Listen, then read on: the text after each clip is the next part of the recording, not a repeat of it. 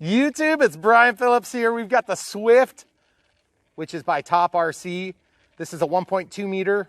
I would call this like a warm liner. It's very fast, it's very sturdy, it's got tons of carbon fiber, and it's EDF driven, obviously. We're gonna start out on 2200 4S, 100C pack. Now, you probably don't need 100C, just so you know, but we are starting out with that. We're gonna jump into a 3200 after that, and then a 4000 if all goes to plan. We have done some mixes and different things in this. This is an AR620. We'll show you that at the end of this series of flights. Then we'll jump right into the Unbox build radio setup. Remember, all the adjustments are in this first set, and then you can watch our initial flights that helped us to determine those settings. So I'm gonna have the camera crew hold this while I get clipped in. And guys, this thing is super cool. I've already flown it several times, just full disclosure. We don't normally like to do that. We show you guys true maiden flights, except in this case, we just had some bad lighting and different things. So anyway, stay tuned. Here we go.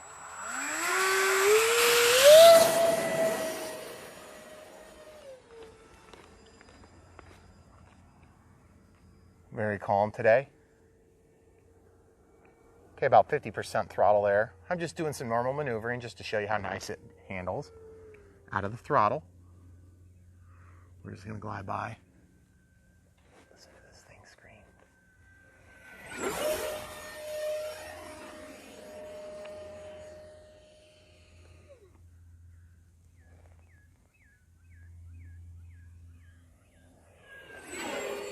Okay, so at 100% throttle, you notice the nose drop a little bit. I love the sound it makes.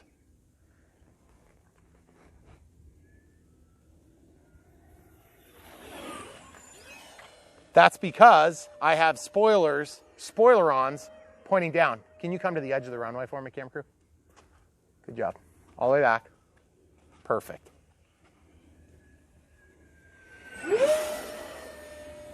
So really what I would need is just about a 3% elevator correction on that, because you'll see how it, okay, with the throttle cut on, see how it points down and then it goes back to neutral.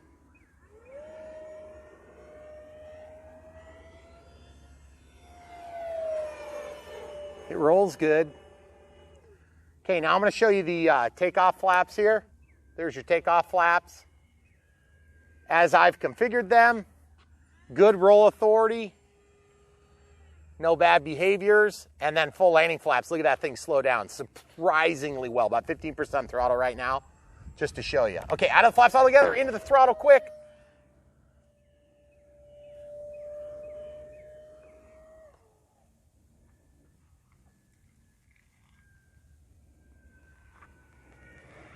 Man, that thing is so pretty.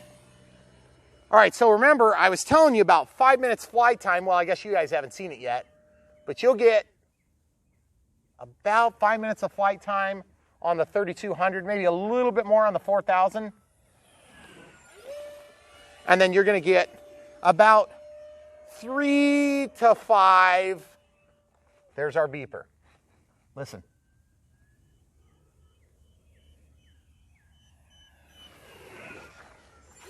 You're gonna get about 3 to 5. Okay, now come back where you were. Like in a more standard spot. Okay, I can hear it beeping now. Okay, so we're gonna go way the heck out here and try to take a landing. Hey.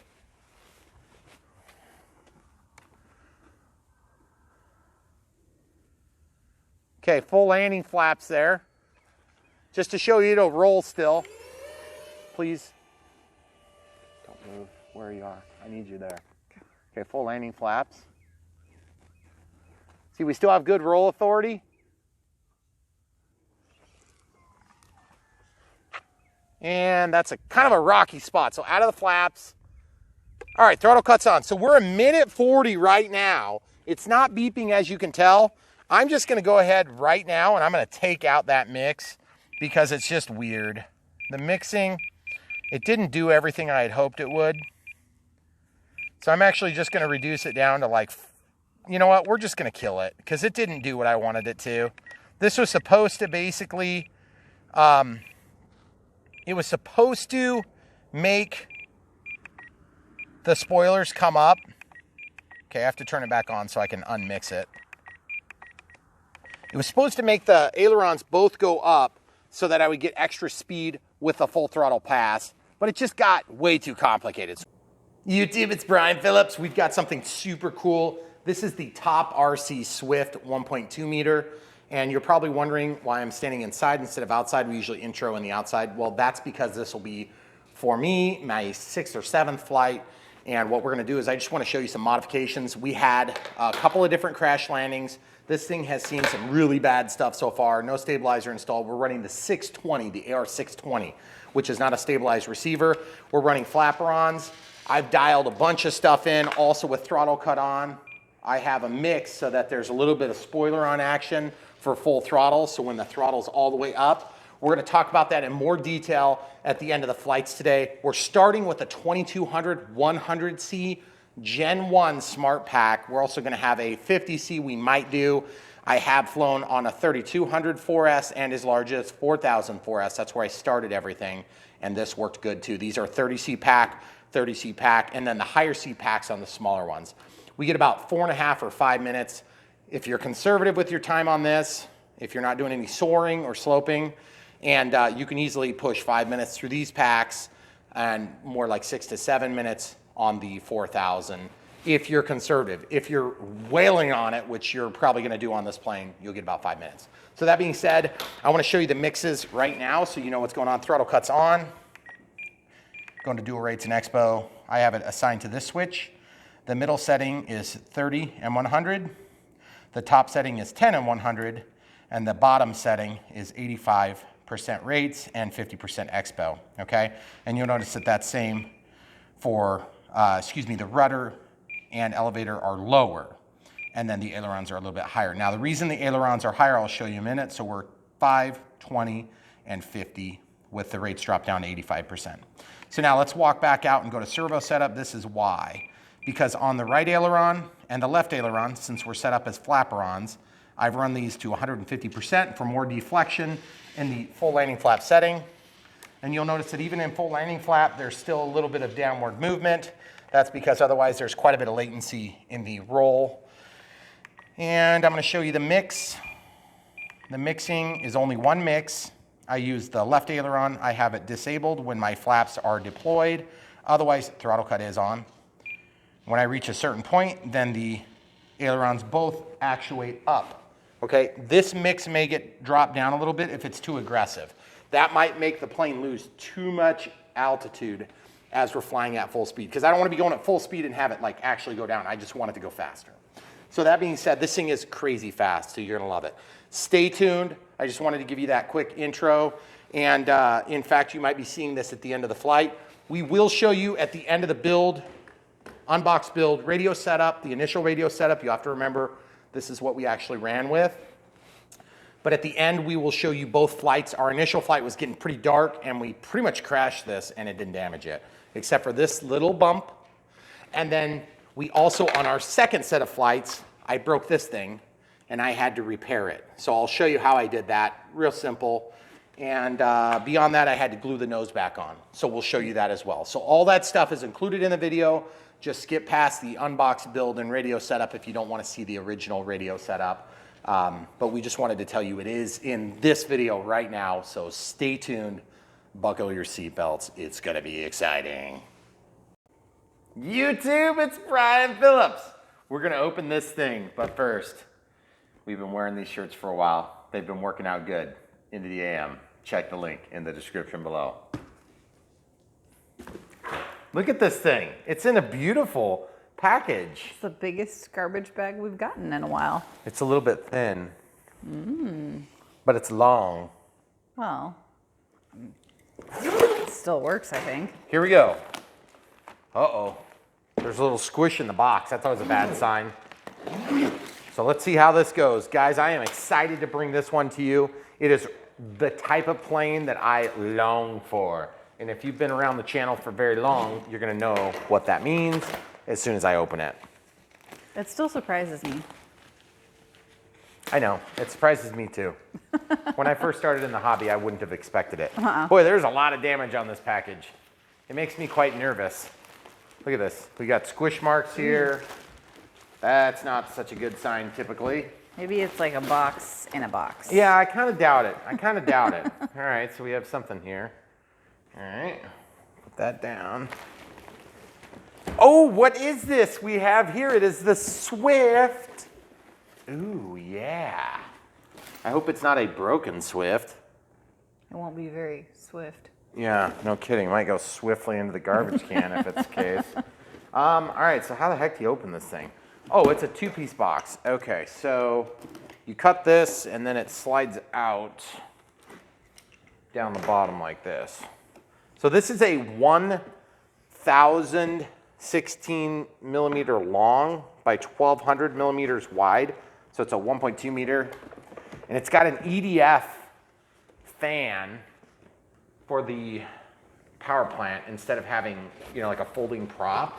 So I've always wanted to do one of those. And when I saw this thing come out, I said, I've got to do that.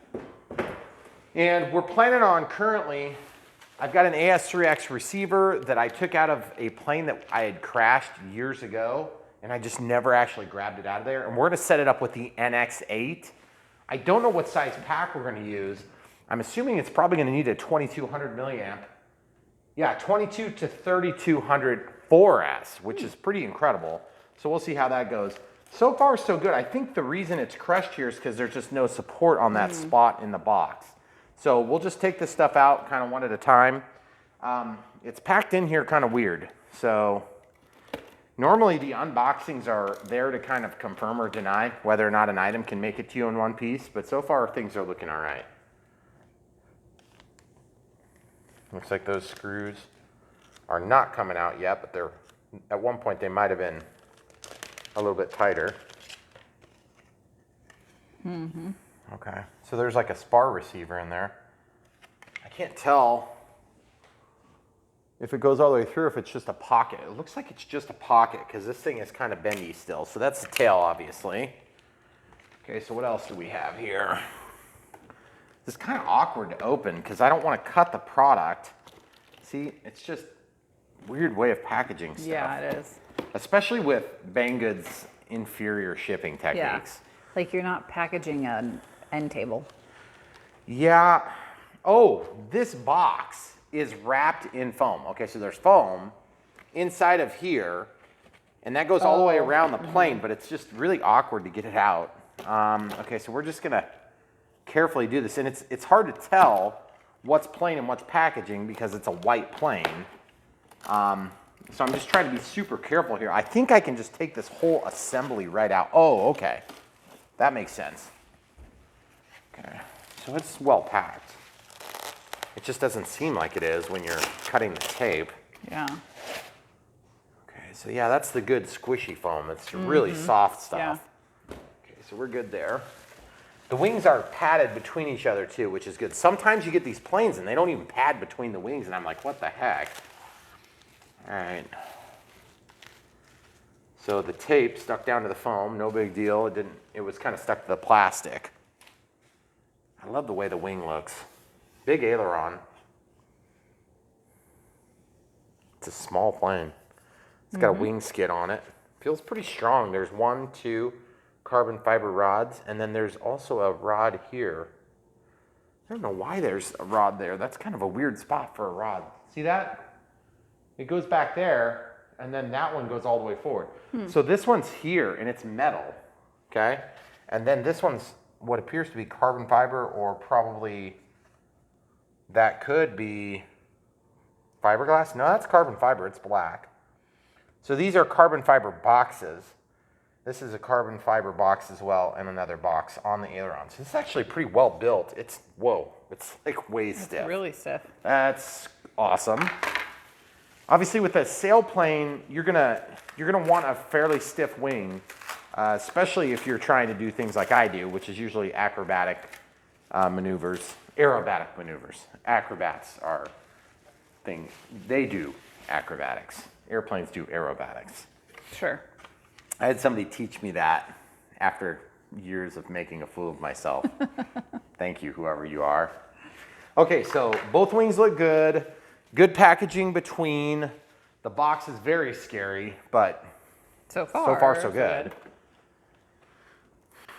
They have double-sided tape on this part, so it's like, it's just really awkward to open it. Okay, so once I separate it from the double-sided tape, this whole thing comes out. Okay, so we got a manual here. I'm sure that's going to be completely useless. Hey, it's in a bag and not folded. True, and it's actually quite nice looking.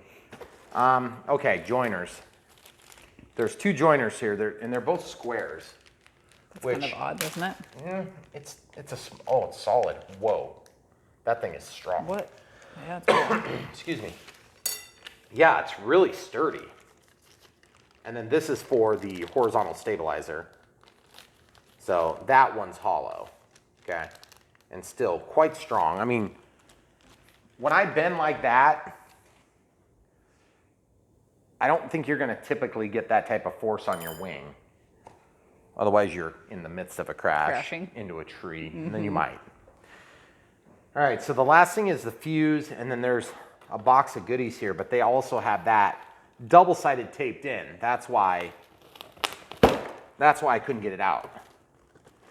It's kind of a weird boxing situation here. I'm trying to do this carefully so I don't damage something. I don't think they really thought this packaging through well at all. I mean, it protected the product, but it's very awkward to undo. Mm-hmm.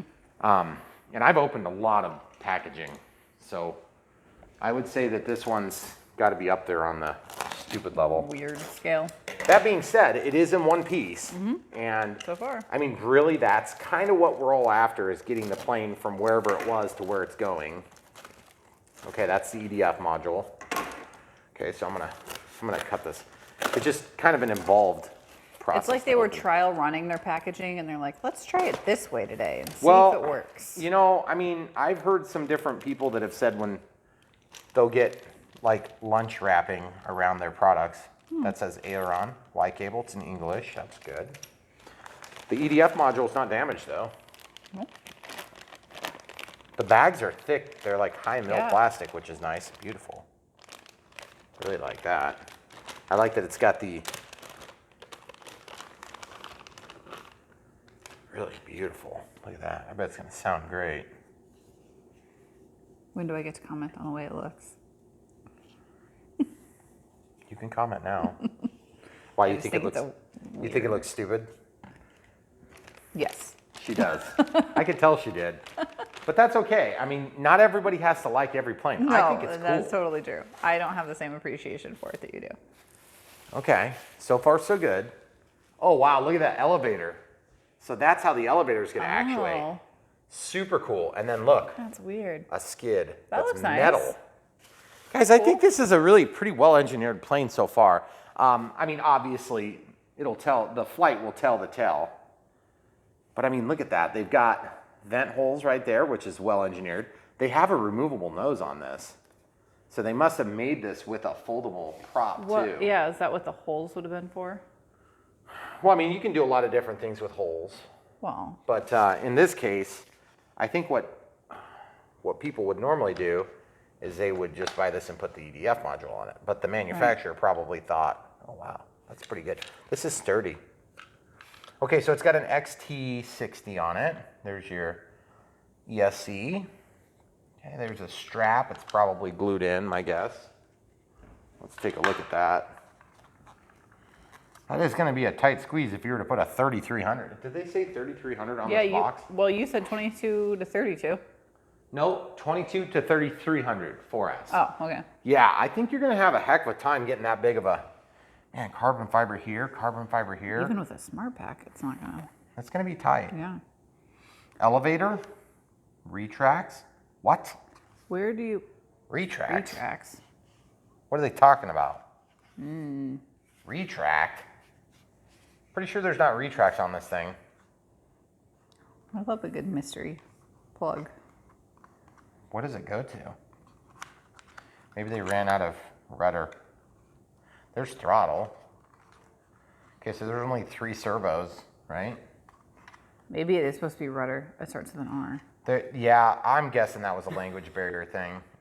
I mean, I could be wrong, but I kind of doubt it on that.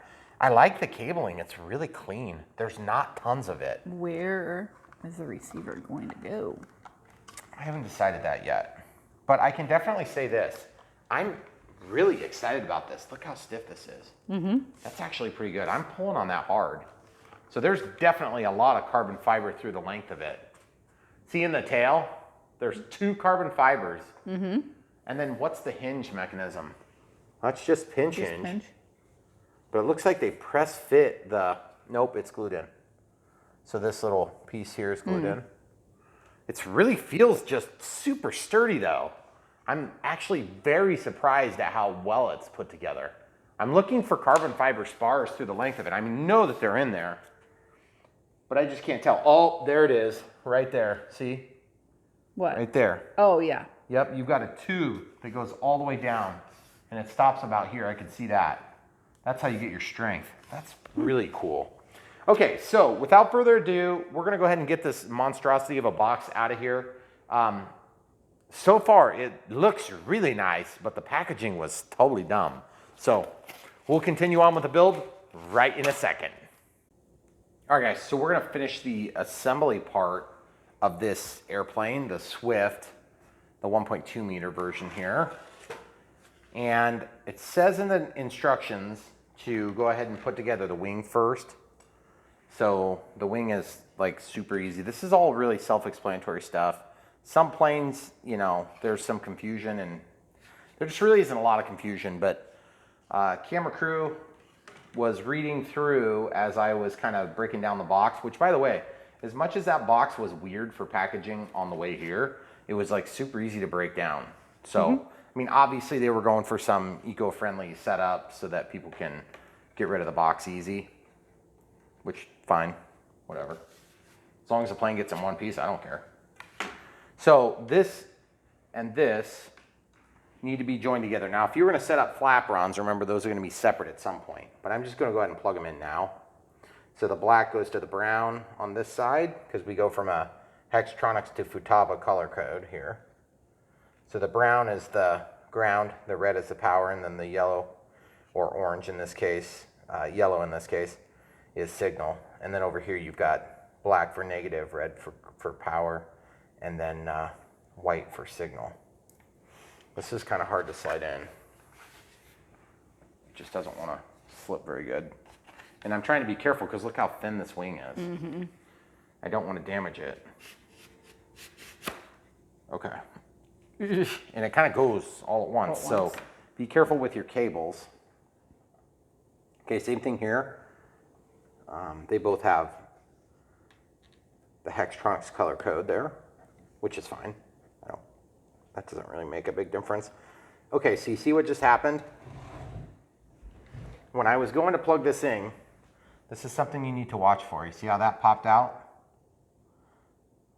Okay, it didn't want to go in. I was having a heck of a time. Camera crew, I gotta get some tools for this. So we got some needle nose pliers here, and I'm just gonna real carefully try to get this unplugged. Oh, good lordy, Lord. That is in there so tight. Okay, so you can also see that right here, if you look closely at this, you're blocking the light. You wanna go behind me. There you go. See this? This is popped out now, here and here. So,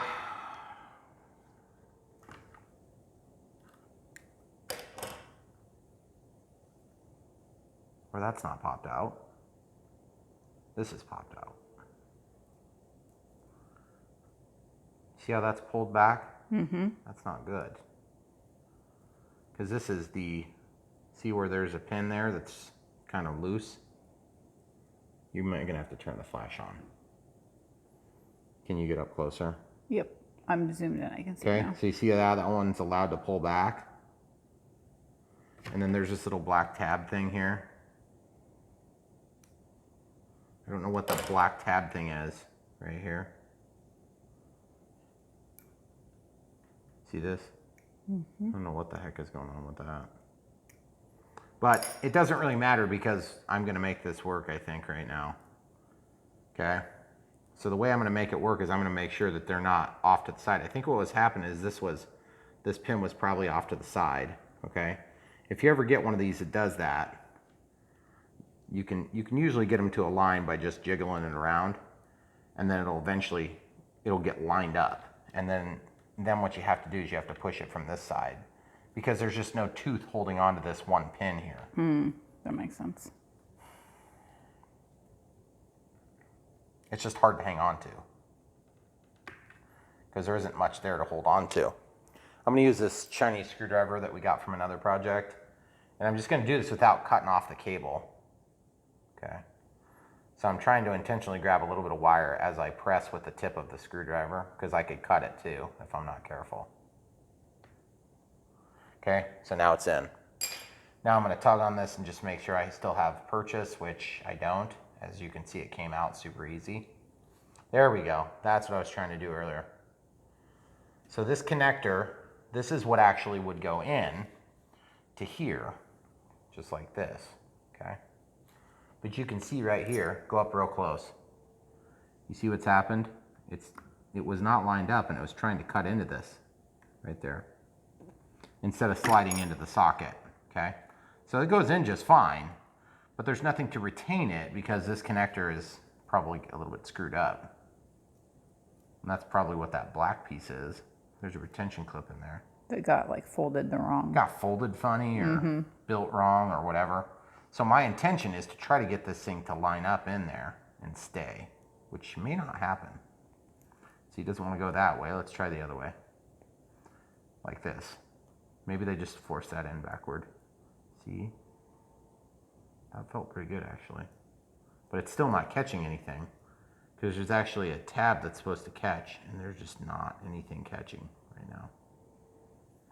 So it's really hard to release this back half of the connector. So what you can do is you can get in there with an X-Acto knife. Sometimes you can release them like this. And then that's not gonna work, so I'm gonna try the other side. Just be careful you don't cut your wires or yourself, mostly yourself. And you know, this is like a $3 part, so it's not the end of the world if I have to go down and get a different Y splitter, because I have a million of them. I just don't want it to like fall on my important parts.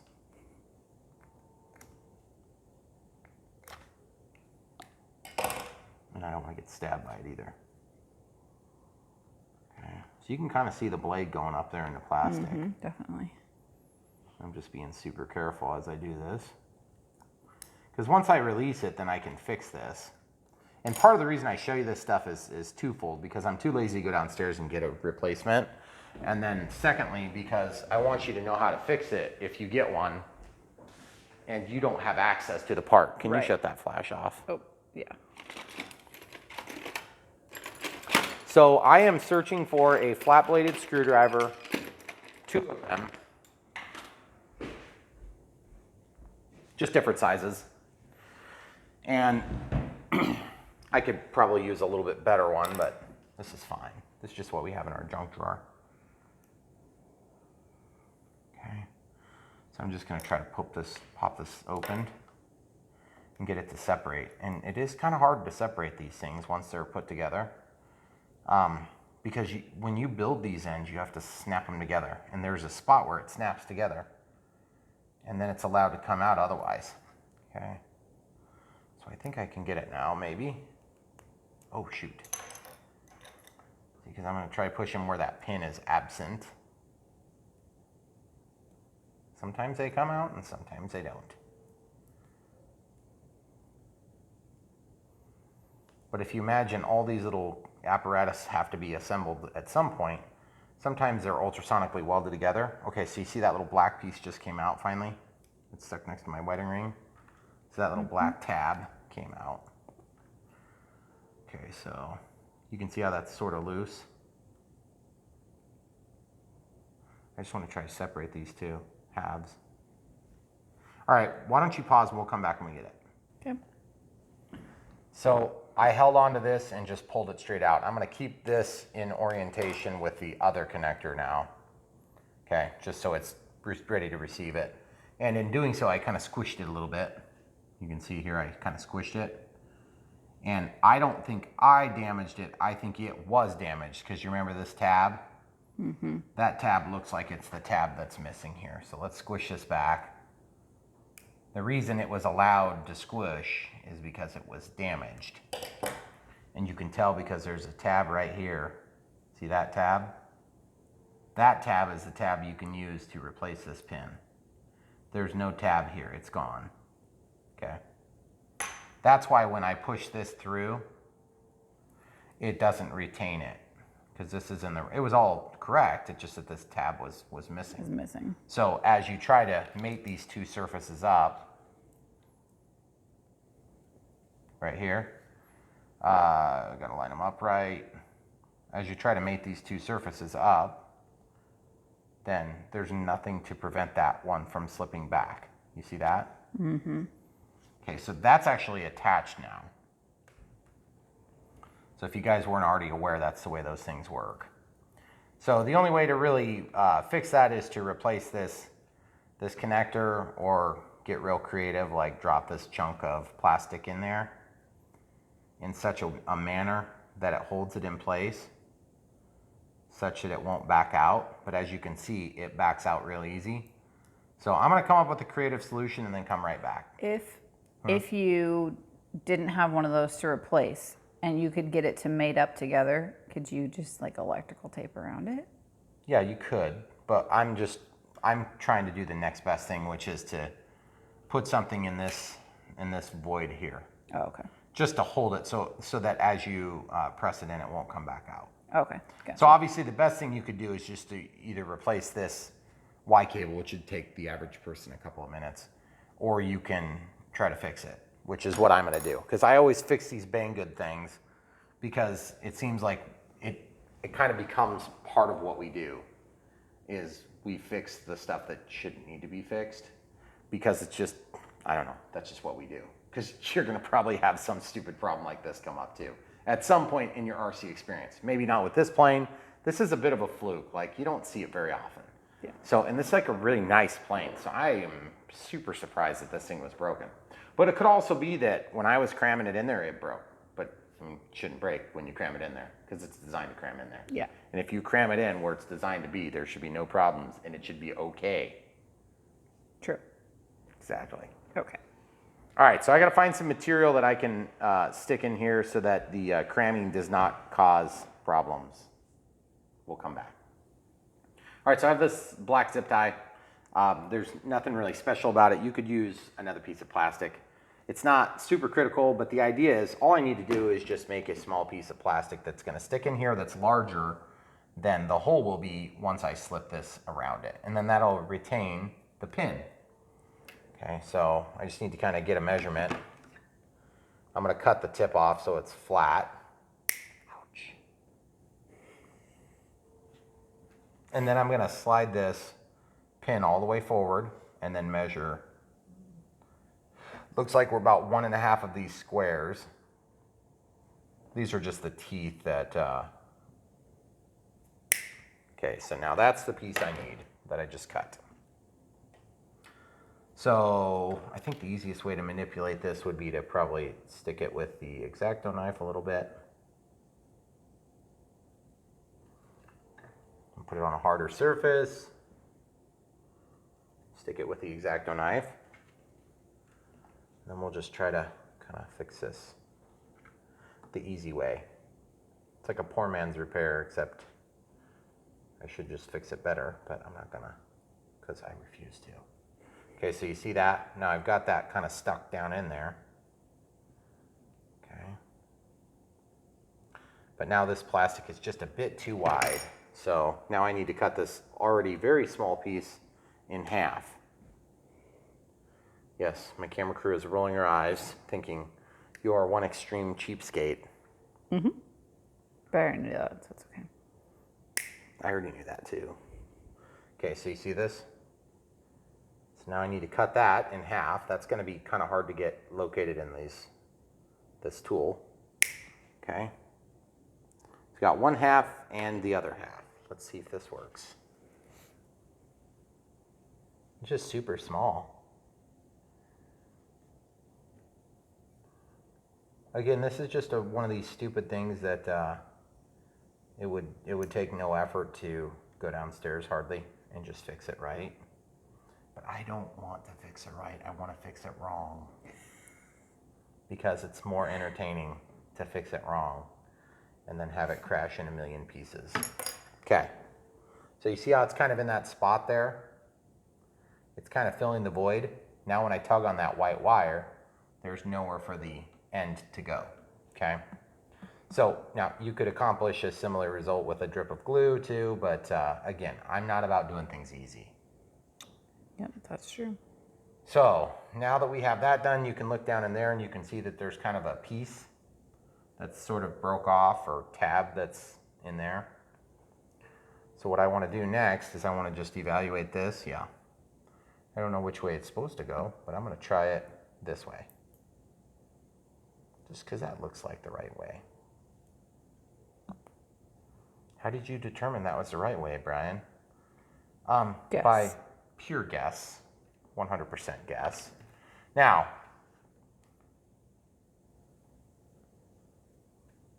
oh, that son of a gun slipped out.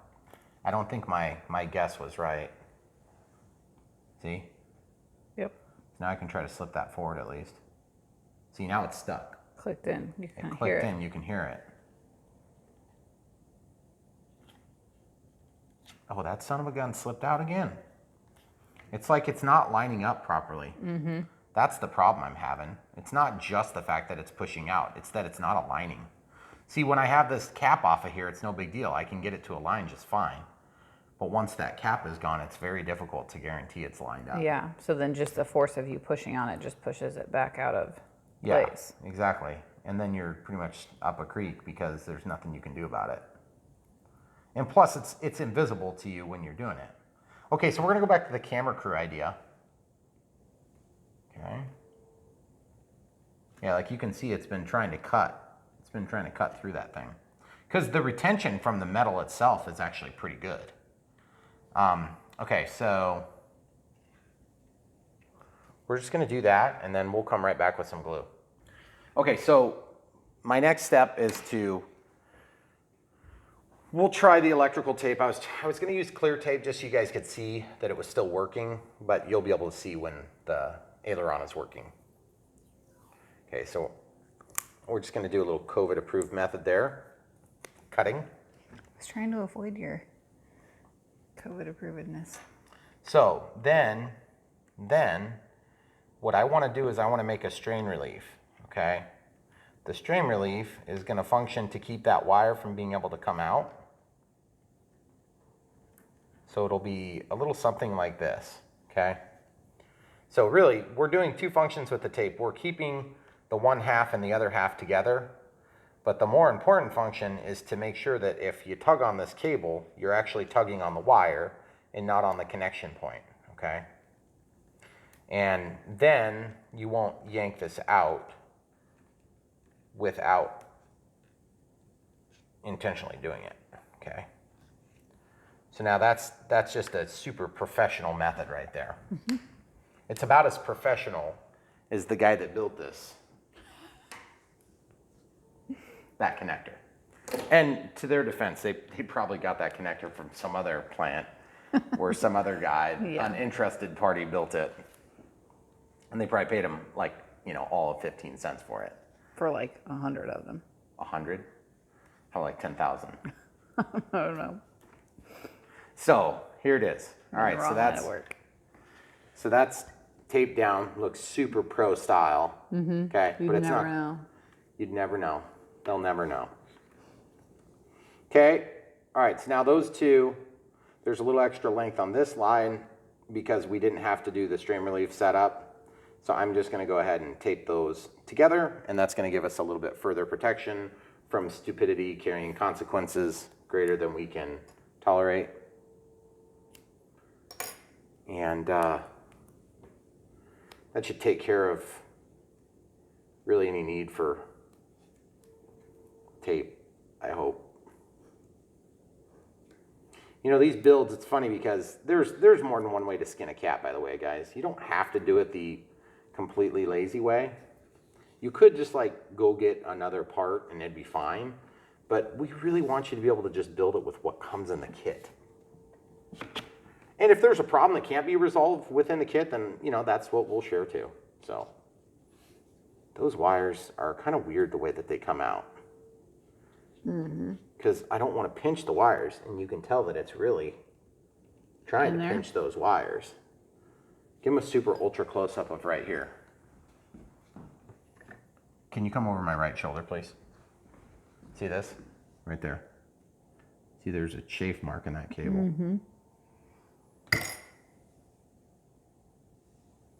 See, there's a chafe mark in there. That is what I'm talking about, folks. Oh no, that's a drip of glue. It's not a chafe mark. I take it back. So the drip of glue was meant to secure that wire in position, but they forgot the drip on the other side. Okay, so there you have it. So that was probably the longest we've ever spent to plug in a single wire. Well, You sure that's not a dynamo? maybe not, I was going to say. But back to step one. Back to step one. What is step one? Now you need to, we're going to install the EDF pod with 2 screws and that little wood piece. Okay, so that goes like that? Yes. So do we have to put screws in from above to mount the wing? Not yet. Okay. And then you're supposed to pass the wires through, I would think, now. You don't want me to do that later? I think it says to do it later, but I'm pretty sure you're going to have to do it now. So the instructions, what other interesting things do they say in the instructions, camera crew? This plane is only for experienced manipulators. It is not a toy. But, while you're struggling with that, it's also not for 14 plus. So it's for 15 plus. I told Brian I'll have to give it away when he's done. Or send it back. Yes, experienced manipulators only. Okay, so I'm having trouble getting the wires to pass through. It's right there on the plastic. They're supposed to go. They're supposed to go there because that's the only place they do go. That's going to be interesting. So that's not glued on, that's screwed on? Screwed on. Okay, so I show saw the no people. mention of glue. Show the people. Okay, so this drops here. Okay, so I need to support from underneath here. And then which screws? It does not say. They're both 45 millimeter, but it doesn't specify. I think it's the rounded ones. It's these ones, the Yeah. pan heads. The pan heads go in from here because these ones are tapered. I'm 100% certain of it because I was able to see it when I flipped over the plane. Okay. And we did notice that the small China screwdrivers don't really work well on these because this is like a number 2 screwdriver. And this did not come with the screwdriver. No, it did not come with a Craftsman screwdriver. It did not. But also I was gonna say because also didn't come with a cheap Jenny's one either. it didn't come with one at all. No, I got the one out of the flower vase. Hey, listen, you're No gonna get a Y flowers. cable that doesn't work, and you're gonna be happy about it. Okay. You think you're gonna need a screwdriver when the Y cable doesn't work? You're gonna need. And it said to make sure that there's no gaps or shaking, I think was the word. No gaps or shaking. So you're shaking it, so I'm pretty sure you're doing it wrong. Well, what else am I doing wrong? That's another video. There we go. That is not a lot of lead to plug in. Yeah, I know. It's like, it's just that but there's not a lot of room over there either. And the truth is, on a plane this size, okay, you do have to keep in mind that bolt is going to have to pass through this hole. This machine bolt is going to have to pass through there. So, let's see. Are you concerned about that? Yeah, actually, genuinely. Goes? Well, the wing kind of holds it in place. See? It's going to be real easy to get the screwdriver to that. Mm-hmm. Definitely. Hey, I didn't. What I came didn't first, the design it. chicken or the egg? I don't know. The chicken. What came first? Get through there. I'm trying not to put pressure on this foam in the wrong spot so as to make a big dent, but it's just kind of awkward because I need to hold the wing down there, camera crew, and I'm going to try to twist it a little bit.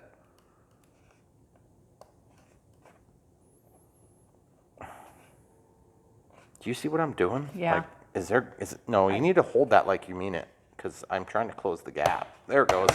Yes! Yes! Okay, now that would be a cool plane. Looked like one of those helicopters from a tree.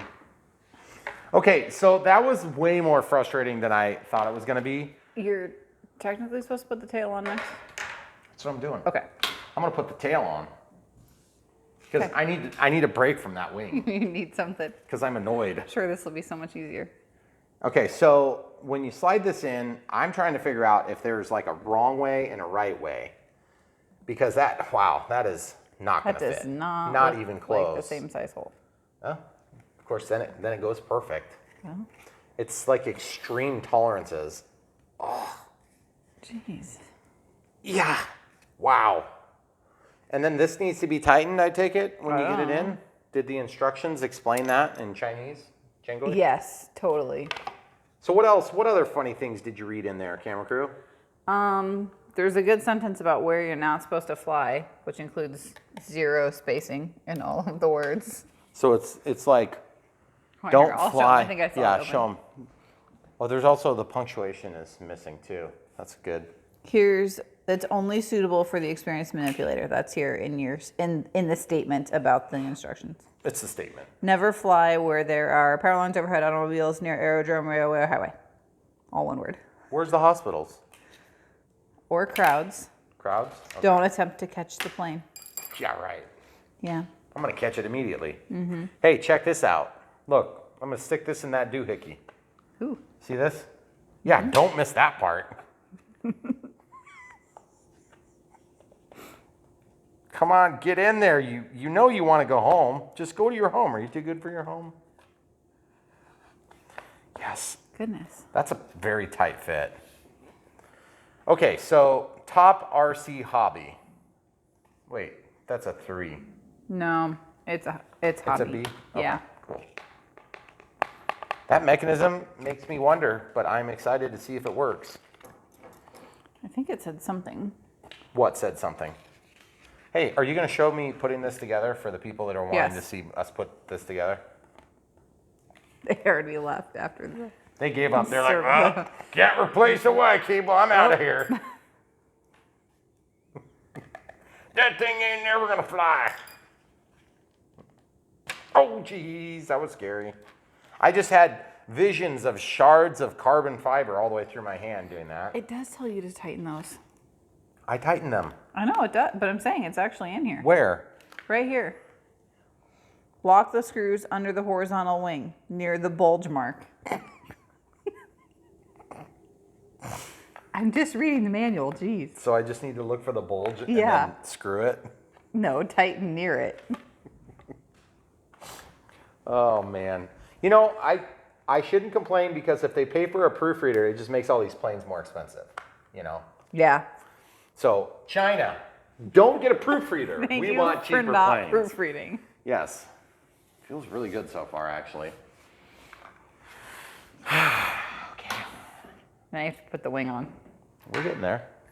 Look at that cool sunset thing. Yeah, I know. The clouds very have been pretty. really cool all day.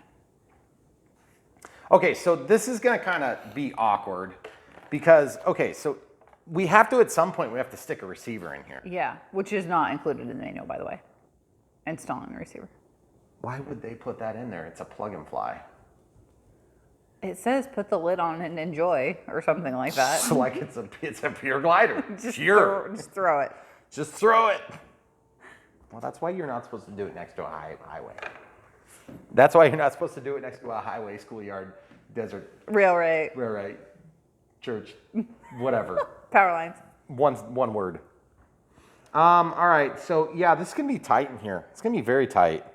I wonder if we need to consider using that little dinky receiver we have instead of the one I was thinking about using. Oh, really?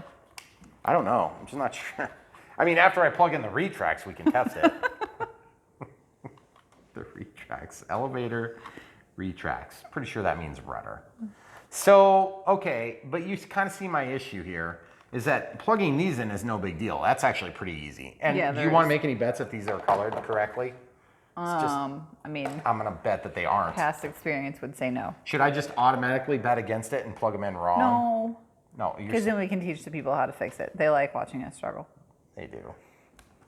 Thanks, guys. Okay, so those are the wires for the power. That should be pretty straightforward stuff because it's color for color. Usually. Then, of course, yeah, usually. But then, of course, we have the aileron plugs here that are going to need to come down. And this is the one that we had to, you know, since I am an experienced manipulator, I knew how to manipulate the thing into the other hole. And yeah, so anyway, that's why we have all that black tape on there to hold it together. It's like, get over here, I need to tape it down. I don't know where the receiver is going to exactly go because we're going to need room for a 2200 4S. So let's just look at that now. I have a 2200 3S here and I have a 2200 4S. This is a Gen, oh wait, that's a 3S, isn't it? We want a 4S, 2200 4S. I think we might want a Gen 2 for this, wouldn't you say, camera crew? Yeah, if you Yeah, got Gen one. 2 is going to be smaller. And one less thing One to less wire. shove in the hole. One less thing flopping around and you're right where you need it to not be. Yeah. Okay, so that's an one more. upside down one. There you go. That's, I mean, and this is 3200 and smart packs are small. Yeah. So, I mean, it does go in there, but you know. Goodness. I have to take it to dinner first. Yeah, no kidding. That's like, wow, really tight. I don't know if that's going to happen. You could squeeze it in there, but I mean, see that bulge? Mm-hmm. I don't think it's going to happen. I don't think it's going. I think I want to just I think we need to just plan on doing 2200 4S because I am afraid we're not going to be able to, we're not going to be able to consistently make that other one happen. Okay, so as you know, IC3 connectors will work with. XT60s is a little bit tight, okay? So as you can see, it plugs in there. It's just a little bit harder to start. Put that one in. You mean just to see what type of space we have? Yeah, I should actually. And then I got to figure out where's the end on this Velcro. There are two pieces, but I can't really see the end. There's an end. Okay. Oh, that's spacious in there. Looks like it. Sailplanes tend to be that way too, though. I'm guessing this is going to need to be back a ways, but we're going to have to look at the CG here shortly too. Yeah, I was just going to say. I'm just going to put this in there like that and just hope for the best for now, and then we can just kind of do a light strap on it. We'll just put the strap on next to the bulge. Mm-hmm. That's probably a good plan. It's going to be like double trouble. Okay, so that's stuck in there pretty good.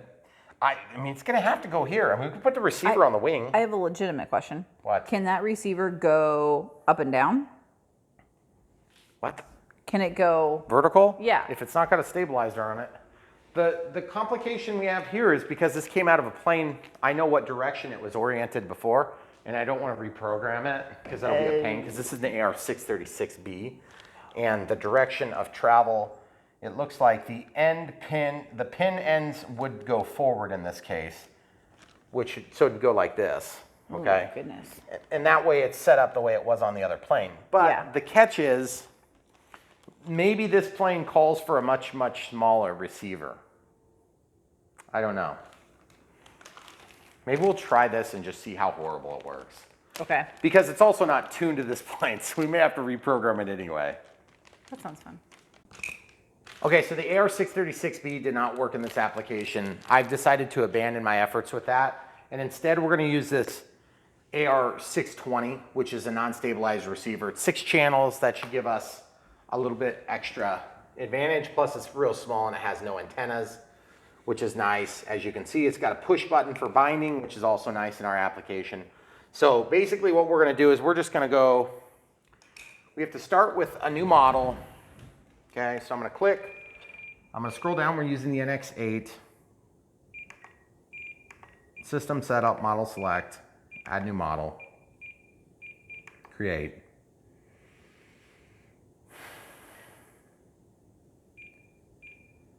Model type is acro. We've already got that set.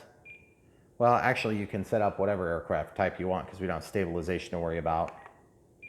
So the wing type is going to be flaperon, and the tail is going to be normal. Okay, and then we can change the image to an appropriate image that reflects what the plane looks like.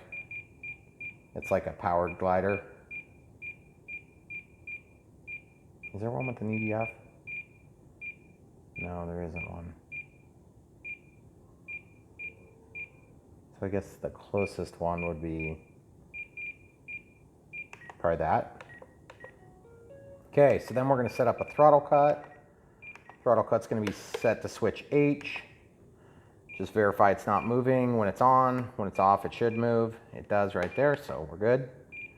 Then I'm going to set up a timer for like 3 minutes. Well, I'll just leave it at 5. We don't know what it's going to be actually yet.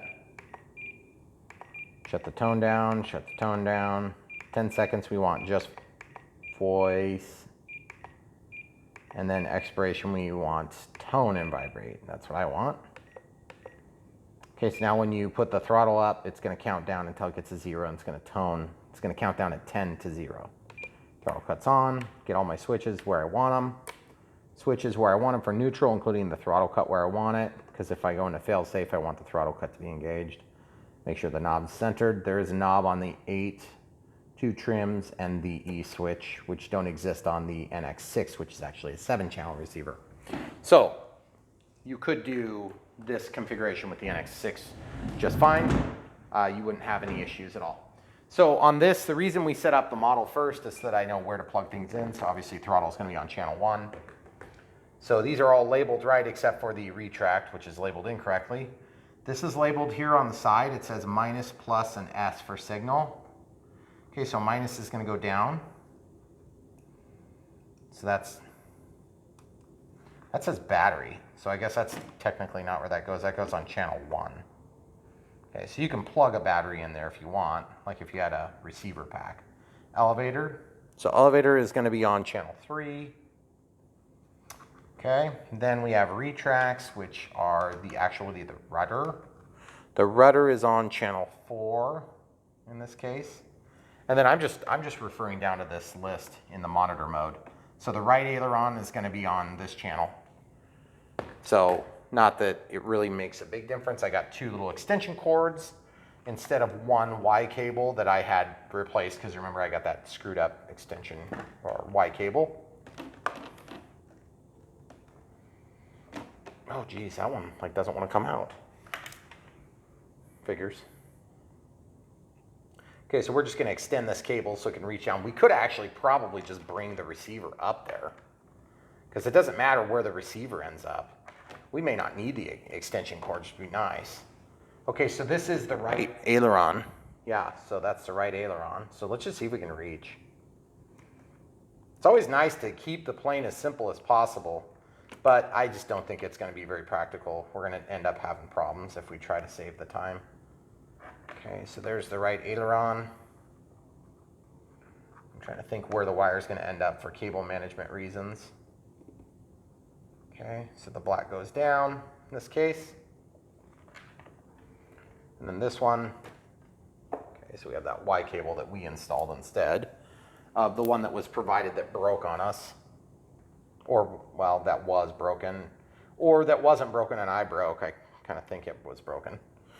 That one is on this channel here, which would be 1, 2, 3, 4, 5, 6. So channel 6. So it looks like the last one.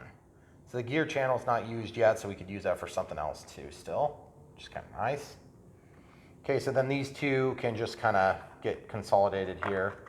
And this just needs to fall in there. It's no big deal. We don't have to worry about the level or condition of the plane at all, because there's no stabilizer to worry about. So throttle cuts on. I'm going to turn my transmitter off. Once it starts turning off, then we can go ahead and bind. So one of my complaints on the NX line is that you have to press and hold that button for a long time. It is a safety feature, and I'm sure it's a well thought out safety feature, but when you're binding planes, it's a pain having to wait for it to shut off. Okay, so we are going to energize the plane. It's probably already going to be in bind mode initially. You'll notice I'm using the IC3. It does go into the XT60 fine. You'll notice I'm not worried about this being level. because it's not a stabilizer, okay? So it's plugged in, and evidently doesn't seem to be firing yet, so probably because I have to hold this. There we go, so now it's in bind mode. Now I can press this button, the bind button, and turn it on. Binding. And telemetry. Cool, so everything's bound. So now we're just gonna look, oh, it's doing auto configuration, so there is telemetry on this. Okay, cool. So elevator up, elevator down, rudders left and right. Let's see if that's going the right way. It is going the right way. And then, yeah, it's going the right way. Then the rudder is going the wrong way. So we can go in real simple, servo setup, travel, sub trim, reverse. Okay, now rudder should be going the right way, which it is. Okay, so that's super easy. Everything else is pretty much set up. So now let's try to tuck this all in, and then we'll talk about flaps after we get everything together, because it's just easier to do it when you've got everything kind of sitting where it's gonna be. Okay, so we're just gonna kind of lay this in here gently. I wanna kind of tie these wires so that they don't get tangled up into the servos. So I'm just gonna drop that down in there and just tie it like this. I need a zip tie though, I suppose. Okay, so we got one single zip tie, just a little something to kind of hold things together. It's not like the zip tie is absolutely necessary, but I just want to keep it somewhat tidy. And then we can put the wing on. So that receiver can literally just sit there. Let me move those.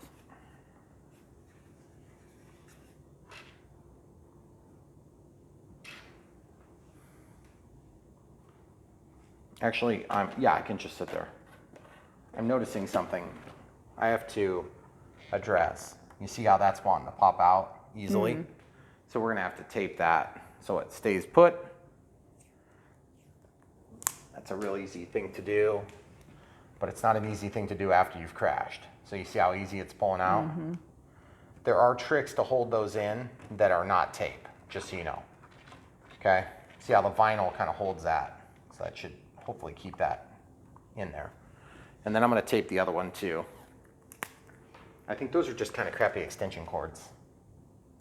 There's a trick you can do that will actually cause those to bite mechanically on the pins, but I'm not gonna waste the time to do it on this, because I'm gonna be fine with this tape, I'm sure.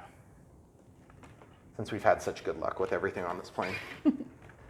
This has been a really nice plane, but we've had a couple of stupid problems. And not because of necessarily the plane. Just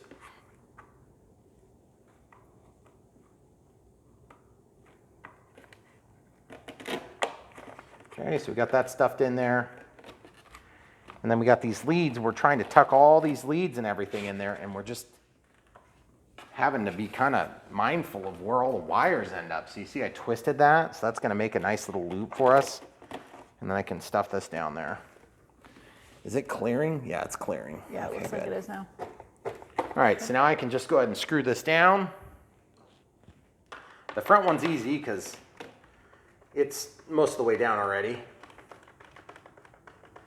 Now, spoilerons, flaperons. Spoilerons go up, they spoil lift, and flaperons go down, and they increase drag and change. They increase lift, potentially lower the stall speed.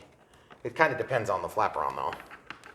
In this case, it's gonna be a flaperon spoileron configuration. That screw actually worked okay there. Yeah, it did. I thought it was gonna be a huge pain. Yeah. But it wasn't too bad at all. Okay, so now that we've got that tight, we can tighten this one a little bit more. Ooh, it sounded bad. Okay, then we can stick this lead in here. Now we haven't even checked the CG yet. We're gonna have to do that here in a minute. Put the canopy on, give it a half twist or a lock. Boy, there's not much retention there. It doesn't feel like. But that looks pretty solid to me there. Mm-hmm. Okay, so camera crew. Mm-hmm. Let's check our control surfaces. Elevator up, elevator down, left, right, roll right. Okay, so now let's set flap mode. Flap system, inhibit, set it to B. Okay, so there's one way. Okay. So I just have a couple of random numbers so you can see that it goes up and it still operates. It still operates and it still operates. Okay. So I'm going to just set it to like 100 on both directions. Okay.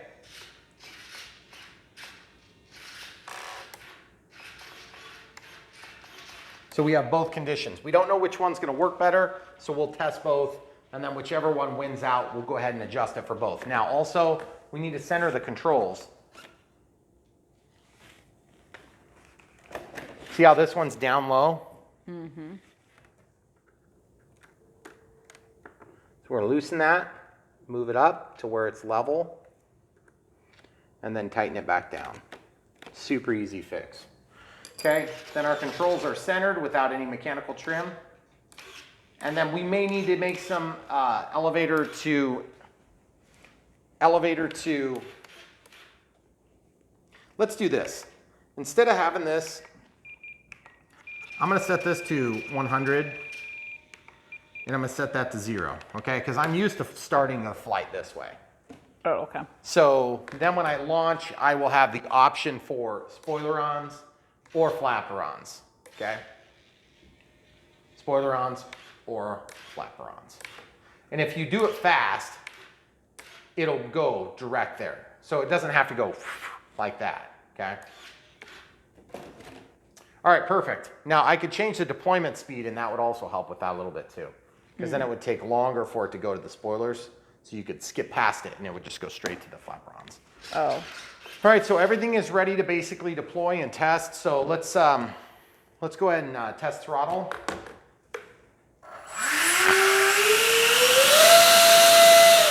That's crazy. Holy That's crap. crazy.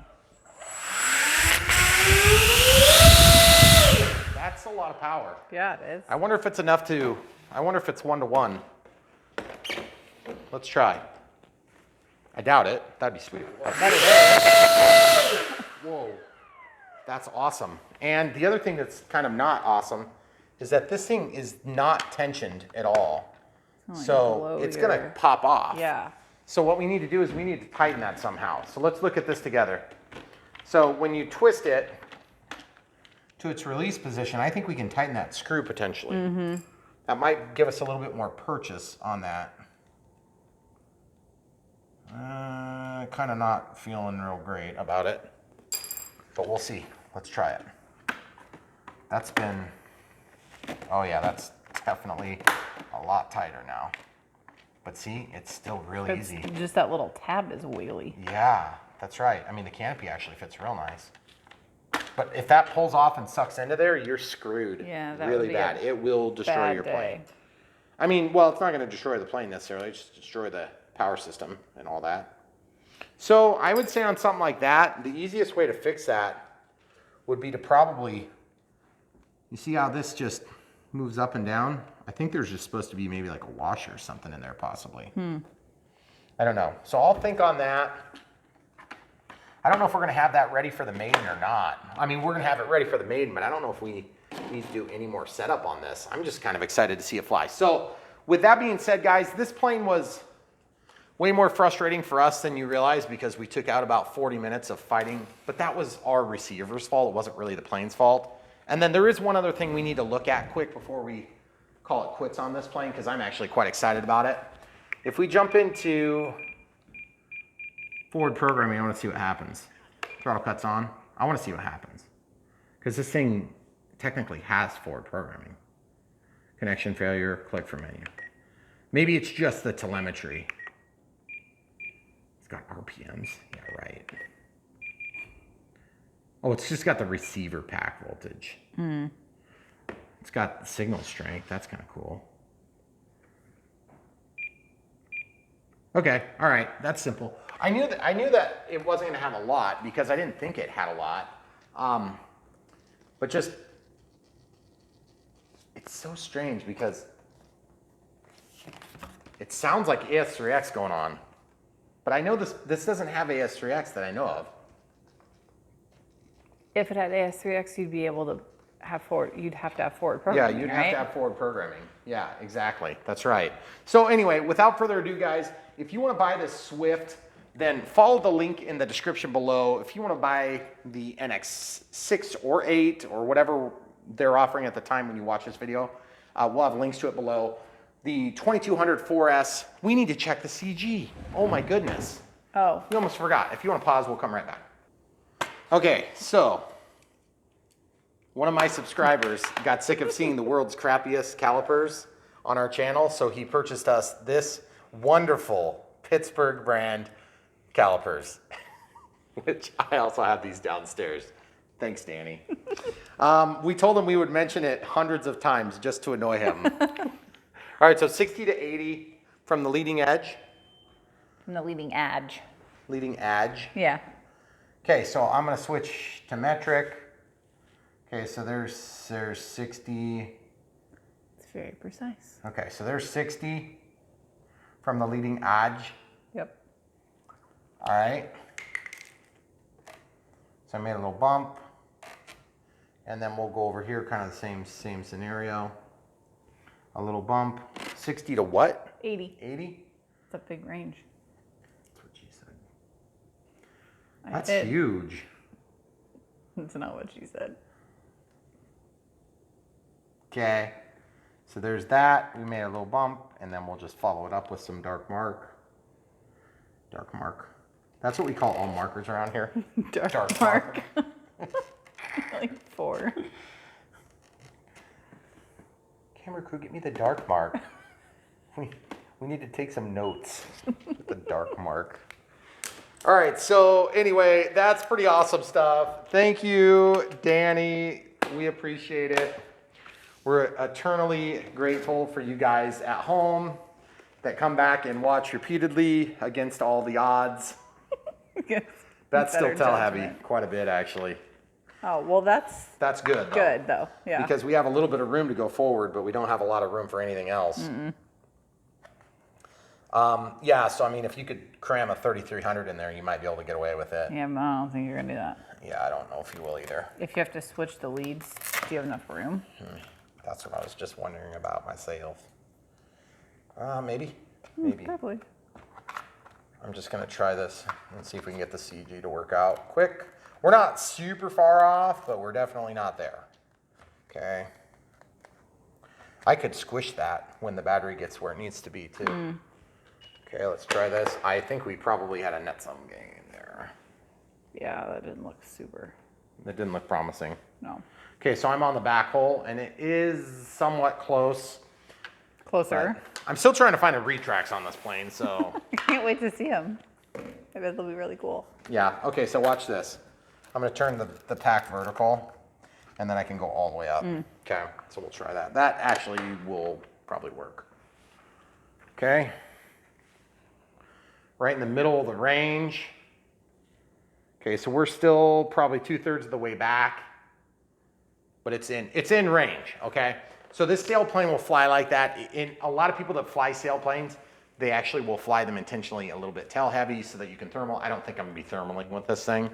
It's pretty heavy for being a sailplane. All right, that being said, guys, if you want one, check the link in the description. It looks really exciting. Did we ever mention how big the EDF is? It looks pretty big. It's like a 60 millimeter maybe. I think it says on the box, doesn't it? But I don't think we said out loud. We never said it. It's a 40 amp ESC. It's got 4 digital Metal Gear servos. It doesn't even say. 4 channel. thought it said Yeah, somewhere. it's a top flight 2839 3300 kV motor, but they don't talk about the actual The EDF. EDF. So let's measure it quick. I thought I Oh, you saw it in the manual? thought I saw it somewhere. Well, I'm going to use these digital calipers I know. while you search. Okay. Because I'm curious now. Wow, Danny, these are good, Danny. Look at No, it that. just says So it's a 64. Or it could be a 70. I guess I don't know. Where Do do I you measure measure? do I measure Yeah. the whole thing or do I just go to the fan blades? well. I would say it's probably a 64 millimeter. Okay? And not that it really makes a big difference. It could be a 65, but I've never heard of a 65. It gives them a range. They kind of know. Yeah, right. But anyway, my whole thing is this plane, I'm sure it flew great. because it looks great and it just feels great and it's really solid. It's really well put together. It was not a super easy build for us, but that was mostly our fault on this one. Yeah. So I'm actually going to own up to that one. A lot of times when we're doing builds and we have problems, it's not our fault, or we only exacerbate the screw ups. On this one, I feel like we pretty much caused it. We brought it all in ourselves, so we cut most of that out, folks. So if you thought it was bad, you should see the whole thing. And we really like never. We never beat a dead horse on this channel. No. Brian Phillips RC, signing out. All right, YouTube. So the other day when we were filming, you could tell it was dark. Now it's not dark, but it's about dark, and it's been windy. As you can see, we've had crazy wind for like, I don't know, 3.5 days. So it's been really disappointing because I really wanted to get out and fly this Top RC Swift 1.2 meter powered sailplane. And one of the things we were trying to work out was exactly how we're going to do the CG, because during the video, basically we had some other scheduling conflicts that prevented us from doing a couple of these loose ends. So we're going to do them right now. Then we're going to go out and see if we can launch us into the crazy abyss of wind. So there was a little bit of play on this thing, and it made me nervous, like it could come undone in flight, and that would suck bad. So what I did was I just used the screwdriver, and I just grabbed my, whatever miscellaneous washers bin. I've got a bunch of different washers. I just found one that fit, and I unscrewed this, and that came off. I'll just show you real quick so you can see kind of what I did. It was super easy because all I did was just took that thing off, and then this little thing comes out here, okay? So whatever size fit into this seemed to work pretty good, but then I had to put it on the underside to make it close the gap, okay? So I just laid this down on there, and then I took this little assembly, and you see how it's kind of keyed? You have to line it up with the keyed portion. It's very, very easy to do. So anyway, I did that. I was just going to show you that trick.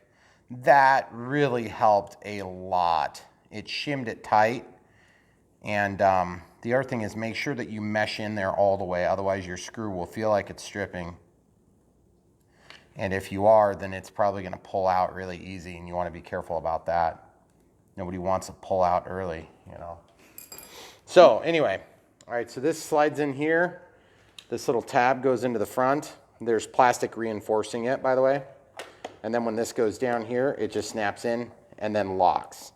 And you'll notice that now there's pressure on it. So I have to actually work a little bit harder. Show the people at home. Oh, See? yeah, it was like super wobbly. It was jiggly. So like if you were moving around like this in crazy wind, hear it. It would just pop out. Yeah. Okay, so that totally resolved that problem. Secondly, we needed to name the model and set up Expo, but let's talk about CG first. Originally, I think we put in a Gen 2 Smart Pack, and I think we were going for 30 or 50C. I was probably doing 50C because it was a little bit bigger in terms of weight and size than the 30C. As you can see, it's just a bit longer pack here. I'll show you the other end here. But then I got to thinking, I said, really it's not CGing out very good. And we were just on the very tail end of the CG markings. So what I did was I got a 3200 milliamp 4S, and I said, will it fit? Yes, it does, but it's challenging. Originally, we had trouble with this lead that came out the top. Well, you can kind of cram it in here if you're careful. You just basically have to lift the straps out of the way, and you have to get it way back there, and then you kind of have to do one side at a time, but it will go. And then I got to thinking, after I tested the CG, I just couldn't quite get it right. So then I got the 4000 4S. And I said, really, that gets us the closest to what I want, which is on a launch, on a plane without a stabilizer, I want the plane to be overstable, meaning that it's nose heavy, as opposed to understable, which means tail heavy, okay? So an overstable plane is gonna tend to be inherently stable regardless of the inputs. So if you pull up on the elevator, it may not go enough. We've had this happen before with the big brother of the Boeing here, with the Airbus A330-600, and that was the heart attack video that pretty much got us onto the YouTube circuit. What is it, like 33 million views. So that was a nose-heavy plane. So anyway, it's because I put the battery in the wrong spot. So this is 4000 4S. This particular pack and the other 4S 4000 have been about the only two packs that we have any puffing on. I don't know why that is. I think it's because we use these in the F-18 80 millimeter, and it was just a little bit much on the draw. And they are the only 2 packs that we've had that have any signs of puffing from the Smart Pack lineup, Gen 1 or Gen 2, aside from the ones that, you know, got crashed. So, and there's been a couple that have been crashed. So I'm gonna slide this in, and it doesn't really matter which way, so I'll put it so it's face up. And I'm just gonna show you guys that it does fit, and it actually fits better because that wire bulges on this side instead of that side, okay? So as a result, it's quite easy to get it in. See? It's not even a struggle, but you can't bring it forward. So I'm just gonna show you that's in, and then I'm just gonna bring the little bit of Velcro that can still attach. And then what I'll do is I'll actually put a voltage alarm in here, because these voltage alarms, you know, that's one of the big drawbacks on the Gen 2 packs that we've noticed, is that there's no bounce lead. No matter what you do, there's not a bounce lead. Now you could break out, you know, from this to a bounce lead, but it's not gonna work on this anyway. So really, if you're not using a telemetry equipped electronic speed control like an Avian ESC, you're not gonna get the telemetry that you want on that. Now you may get some telemetry like pack voltage, but you're never gonna get the individual cell counts without an Avian. And that has to feed back into a current receiver. So the current smart receivers will give you cell by cell count and some beautiful telemetry. But really, you know, I think it's kind of like a net loss on some conditions. Yeah, not every plane has that. And they also balance supposedly better. Again, I haven't really seen that happen, so I'm not gonna tell you guys that it's great until I know it is. Okay, so this has been seen better days, as you can see. So I'm gonna plug that in, the negative is over here. Okay, so obviously that's gonna tell us ourselves. Now don't get excited, this thing is kind of hokey, and so I don't really trust the exact voltage, but it's good enough to give us a warning at one of the cells being at 3.6, okay? So now I do not even know if this is gonna fit, but we're gonna try it anyway. So I'm just gonna kind of stuff that in there. The lead is so short on this. This is, again, this is probably the shortest lead we have on any of our smart packs. And there is room in this canopy, so I'm just gonna leave it pointed up. And what we're gonna do is we've got the transmitter on, but let's go ahead and see if we can get this to make. Oh yeah, for sure. And so this isn't an AS3X equipped aircraft, so it's not like you need to let it sit still to initiate, but I am in the habit, so I'm just gonna keep in the habit. And then I'm gonna push this down and just have it ready. Now I'm not just setting this up to check the CG, because I already did that off camera while the camera crew was sleeping. Thank you. Yeah, you're welcome. So let's drop this down in here. And yes, there is not access directly to the backside of the motor because there's no motor up here, it's up here. Usually with a sailplane, you have to be a little bit careful that you don't get into a nasty situation where these wires get ripped up by the backside of the motor. Okay, so obviously this tip is gonna slide down in there, and then look at that. You can actually see, which is kind of cool. Well, I don't know if I would say that just quite yet. We might be binding it up. I can't tell because it's legitimately difficult for me to tell if I'm not lined up or, there it goes. Yeah, so we're fine, that's cool, and you can see the little red thing. Okay, so without further ado, let's talk about the other thing that I hadn't set up is the name. Let's go ahead and double check and confirm our control surfaces are working in the right directions. Elevator up, elevator down, rudder left, rudder right, aileron roll left, aileron roll right, takeoff flaps, in this case are our spoilers, and then flaps or flaperons. Make sure it rolls the correct direction. Yes, yes, yes, yes. Now, my experience is that with flaperons, spoilerons tend to be more effective. Spoilerons can actually speed up your plane, but they will bring the plane down. You'll spoil the lift of the wing, which sometimes creates a little extra speed, but it spoils the lift. So when you do that, you can set up a correction to where the elevator comes up like this, or the elevator comes up like this, and your plane will attempt to fly up while you spoil the lift, which slows the plane down. It almost goes into a high alpha, but it's very subtle, okay? So you can do a mix in your flat mode to do that. Also with flaperons like this, you do tend to get a little bit more hokey on your roll authority, but that's okay. If you run into problems If you have a plane that rolls okay with a rudder, then what you can do is you can sometimes set up a little bit of mix on your rudder from your aileron control, and you can do that so it automatically happens when you deploy flaps. So you can tie that condition to the switch. I'm not going to probably do it on this plane because I want to see how it flies first. But that's some things to kind of wet your whistle. For now, two things. We got to name the plane. So I'm going to go into System Setup, disconnect the RF, and go to Model Name. Once you get into Model Name, you can scroll over. And so like in this case, I'm gonna put Top Flight. And we'll pause and come back when we're done. Okay, so I called it the Top RC Swift 1.2 meter EDF, okay? So then when we walk back out to the main menu, everything is set up, and you'll notice that you hear the digital noise. That's because I believe these are digital servos. It's not AS3X. Okay, there is no stabilization on this particular configuration, and there is no forward programming on that AR630. Is that what it was, the 630?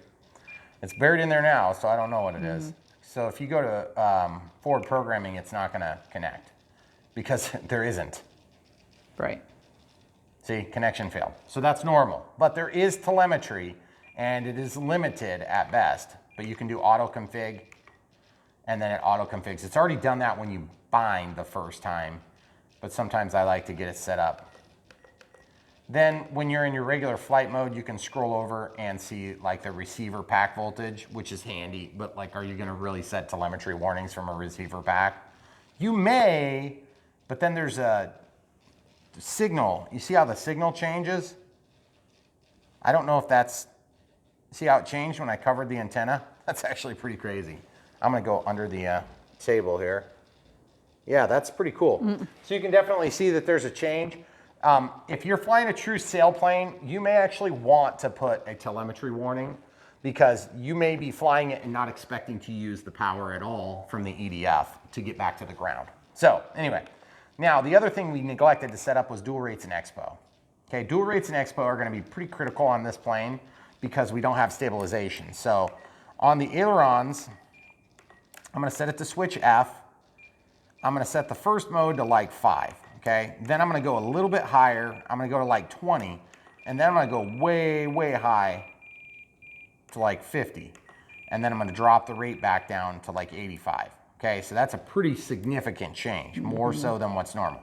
I can always go to the top setting to get back to the ground if it's not sensitive enough to get back to the ground, or I can go to the crazy setting, which is gonna be really dead in the sticks.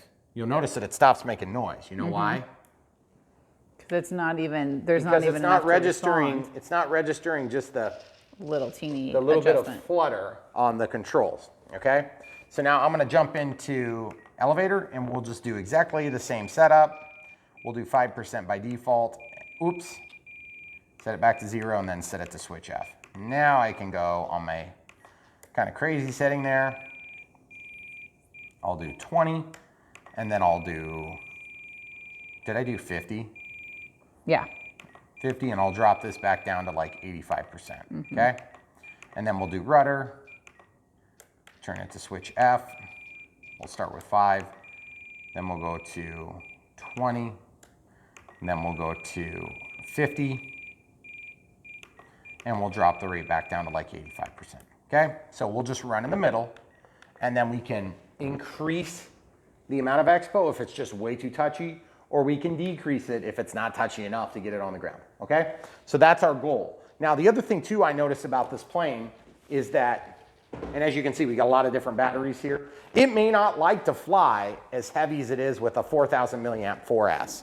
So I am going to go ahead and fly this. I mean, this feels pretty heavy to me because it is, we can show the people at home how much it weighs if it's under the scales capacity, but I do not know if it is. Should be, but it is heavy. This thing goes up to 5 kilograms, so it's 5,000 grams, of course, and I do not know if it's going to make it. Yeah. Okay, so we're 1,227 grams, all up weight. Okay. On a 1,200 millimeter with a fairly narrow wing chord, it's going to be probably a little bit questionable. So we'll see. We're gonna go outside and give it a shot right now. Okay, so you've already seen the flight, but we're gonna go out and try it. We appreciate you guys checking out the plane, the Top RC. The Top RC Hobby, I think is what it is. Swift 1.2 meter. Obviously check for the batteries. You've already seen the flight, so you know what we ultimately decided on. But the 4000 4S seems to be right from just our, I never actually showed you the center of gravity, so we'll show you that right now. See, with 4000, you get right in the middle of the range and it actually balances out, okay? On a 2200, it barely balanced on the back point. And there's a big range here. So if you like the way it flew, if it looks exciting to you, definitely check the link in the description below. This is not a cheap plane, but it seems like it's pretty well built. The problems we had were mostly self-inflicted, except for the Y cable. And to be honest with you, whatever, it's a Y cable. Just get a Y cable on Amazon. We have links to Amazon if you want.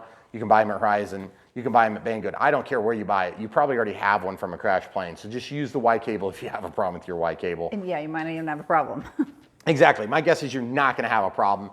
And then this was such a simple fix, I'm fine with it. So other than that, we didn't really have any issues at all. We did center one of the ailerons. I can't remember if we showed that. I think it was really minor. I think we did. Super small. It took like 1 second. Yep. So I'm excited to see the way it flies. I'm sure it flies great.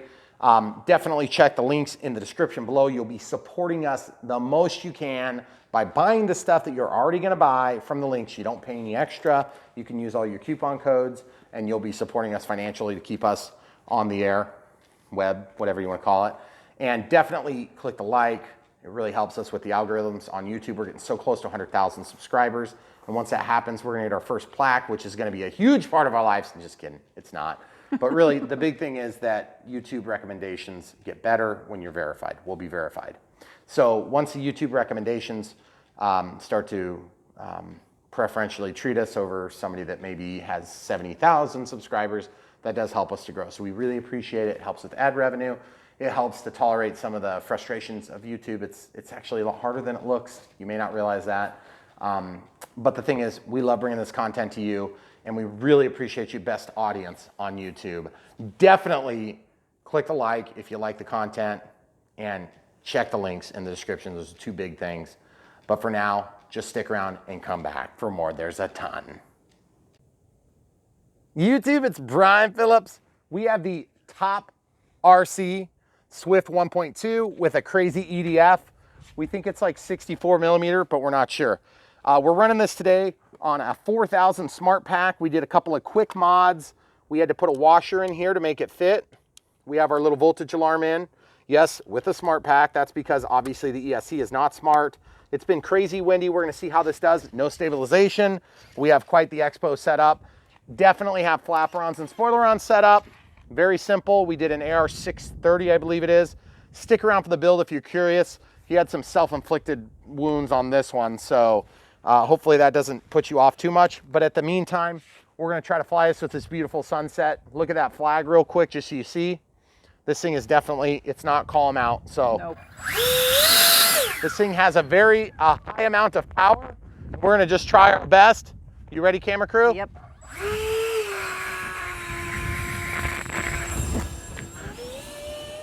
Oh yeah, she's going. That's full throttle there. So weird. Oh yes. A little bit soft on the elevator, that's okay. Sounds awesome. Wow, it sounds incredible.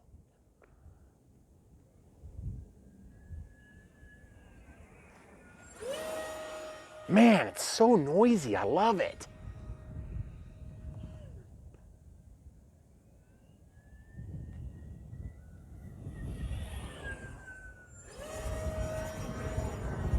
Good roll rate. Pretty easy to fly, actually, surprisingly, for as windy as it is. As windy as it is. Mm-hmm. Disappears in the clouds there. Camera crew, I need you on the edge, please. By the bowl, back toward the house. There you go, perfect.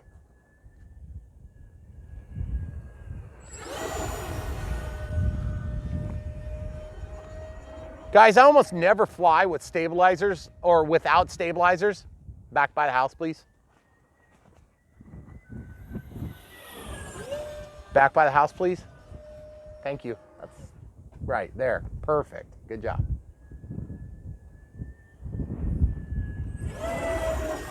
There is definitely a thrust angle issue on this plane. It's not something that can't be overcome, but I just want you guys to be aware of it. I'm not trying to pass something off without mentioning it. You'll notice it when we do our build video, you'll see it, because I try to float it in our living room. Doesn't quite work either. Okay, so I have spoilerons and flaperons here set up. So here's spoilerons, holy crappers. There's flaperons, holy crappers. That is such an impact. Okay, so we're getting to the point in the day where we're gonna lose some light here. Guys, it's like incredibly windy right now. Very windy. Hey, out in the middle, please, in front of the 3 car. Perfect, right there. So you can still see. I need you to be able to be out of the way when I'm making passes though, okay? Okay. The wind is not very forgiving today. That is just awesome. Rudder authority's great. Our 20% expo is perfect. I feel like I have enough control authority to put up with a lot. And look how much that thing moves. Okay, we're gonna try flaperons here. Lots of ballooning, slows down really good. Still good roll authority. Man, I'm loving that. That's great. Didn't expect that at all. I definitely need to set up a little bit of correction on the elevator. So camera crew, help me remember this. When you put the spoilers on, that sucker goes straight down. And I mean spoilerons, just so you guys know. Okay, so here's the flaperons.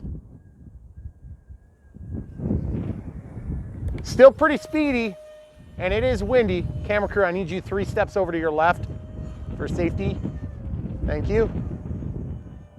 4,000 milliamp hour pack is doing great so far.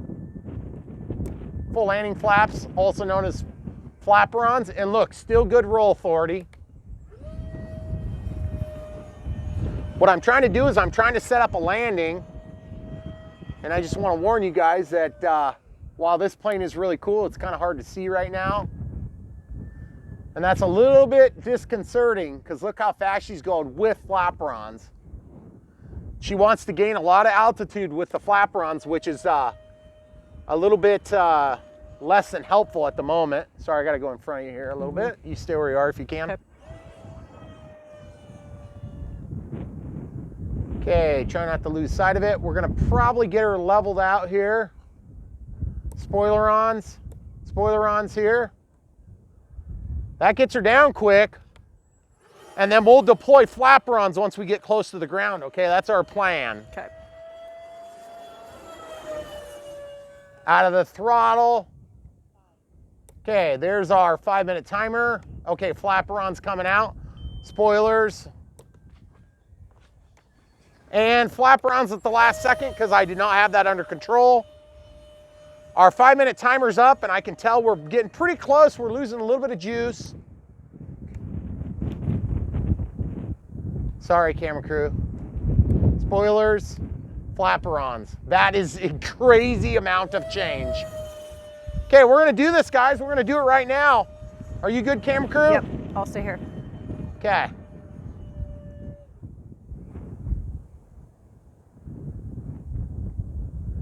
Okay, so the first thing we're gonna do is we're gonna line up, and then we're gonna go flaperons. Yep, I'm not gonna make it. I'm not gonna make it that way. So I gotta do this a little bit different. Just so you guys know what my problem is right now, it's visibility, strictly visibility.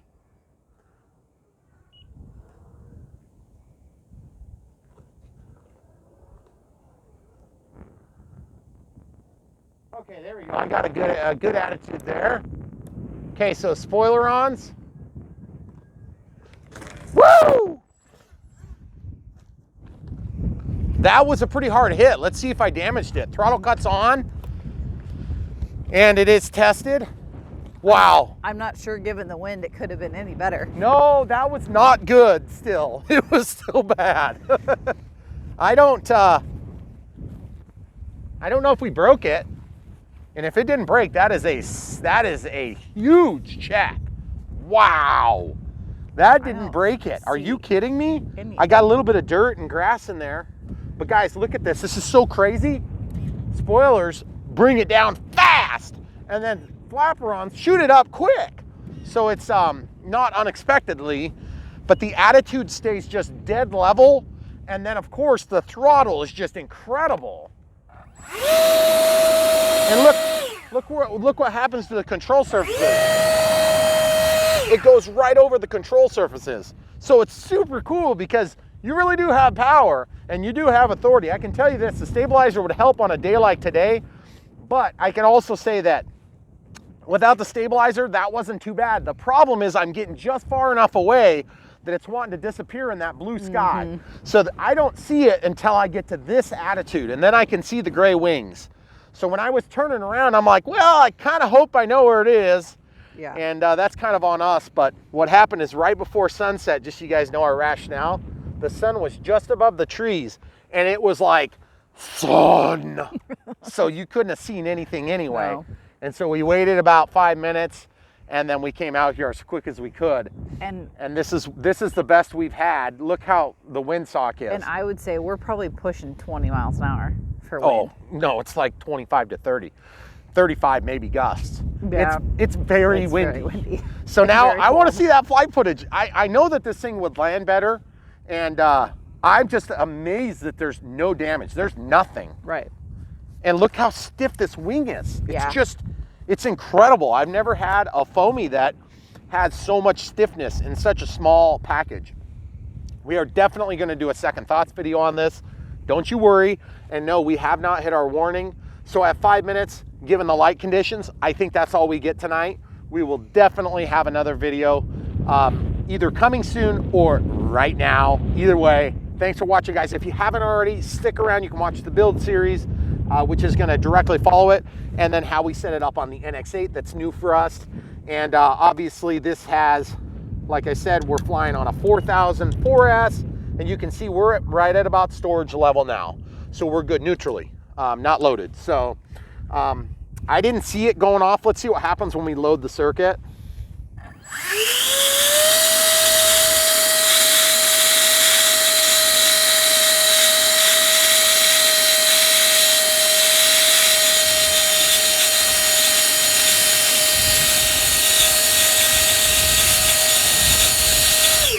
Those smart packs are great, guys.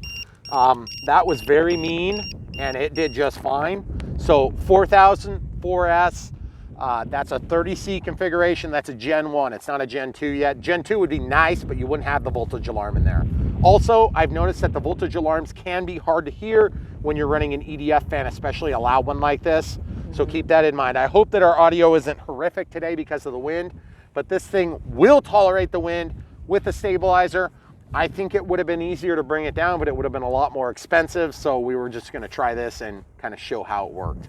So without further ado, hopefully there's another flight coming right now. If not, we'll go straight into the build and we'll have a second thoughts for you in the very near future.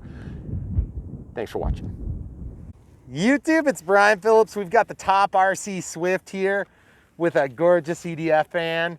We're running the AR620 in this. It doesn't have a stabilizer and it's very windy. Our windsock is stretched straight out right now. I really can't see it from I don't think you're gonna be able to see it. There's some garbage. We're gonna try to catch some lift off these hills and we'll see. This is our second flight with this. We're not sure what direction you're gonna see the videos, but this might be the first. Spoilerons, flaperons. We have a little bit of elevator correction on both because this thing was like a rocket ship down and up before, and here goes nothing. Our expos are set a little bit higher, so just be aware. If you want to stick around for the radio setup at the end, we'll try to talk about it at the end flight. We may do this and then we'll try to do a calm flight. So very windy today. Our first flight that we filmed was very windy as well, and we'll try to share that with you, but we had a very bad landing. So camera crew has something to say. Do you have your timer set? Timer set for 5 minutes. Okay. We should be able to easily get 5.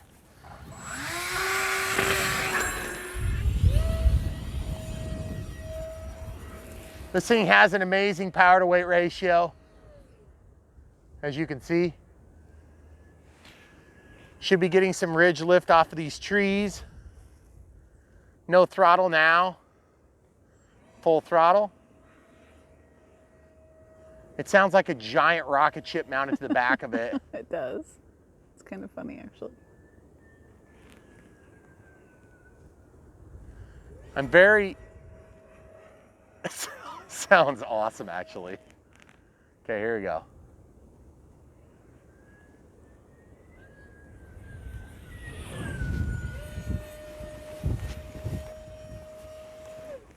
I just want to see if I can get any lift up here. So let's check the spoiler-ons, flapper-ons. Yeah, that's like really good. That's a lot better. Okay, so that was a 10% mix down and up respectively.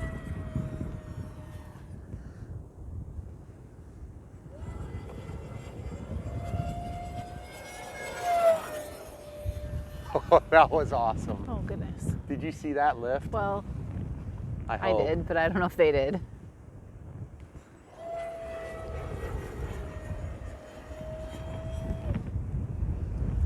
This frame is so sturdy, it's kind of incredible. Good roll rate.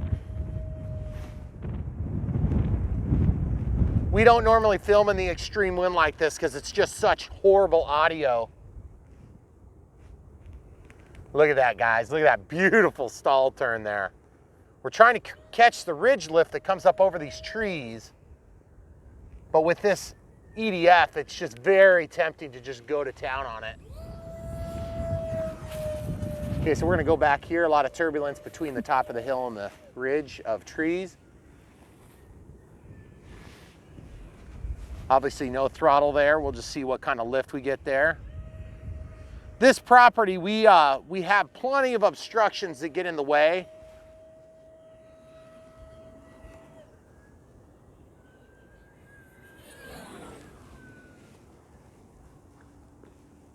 And so you don't get very laminar wind into the hill, so you don't get tons of really clean lift, but you do get some.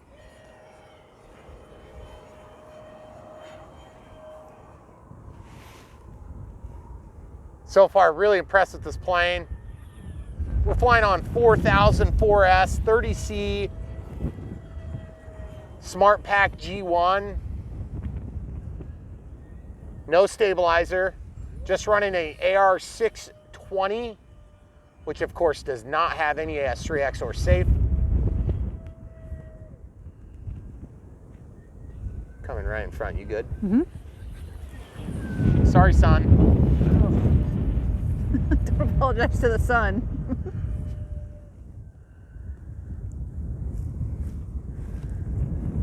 Okay, going along the hill just to see what type of lift we're gonna get. Okay, so if I were pointing into the hill, there's flaps. Man, this plane just loves to fly, and it loves to fly fast.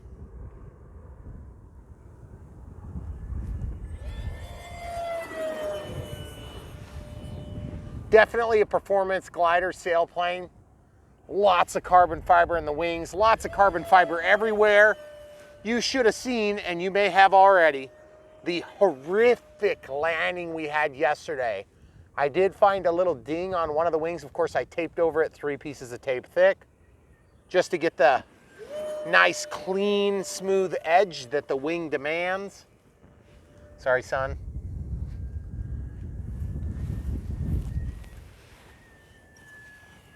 Oh. Okay, so we are warning. Okay. So if you want to stay kind of back a little bit, just let me. Okay, so we're gonna get into the, just in the right direction, and we're just gonna ride it. Okay, full flaperons there. We'll just see if we can land it this way. Kind of riding the ridge for lift. Whoa! Ooh. That was not so good. Let's go see what kind of damage we did. I was getting to the end, and I felt like, oh, we'll just wait for the ground to meet us instead of forcing the issue. And I think probably what happened is we probably busted the nose off.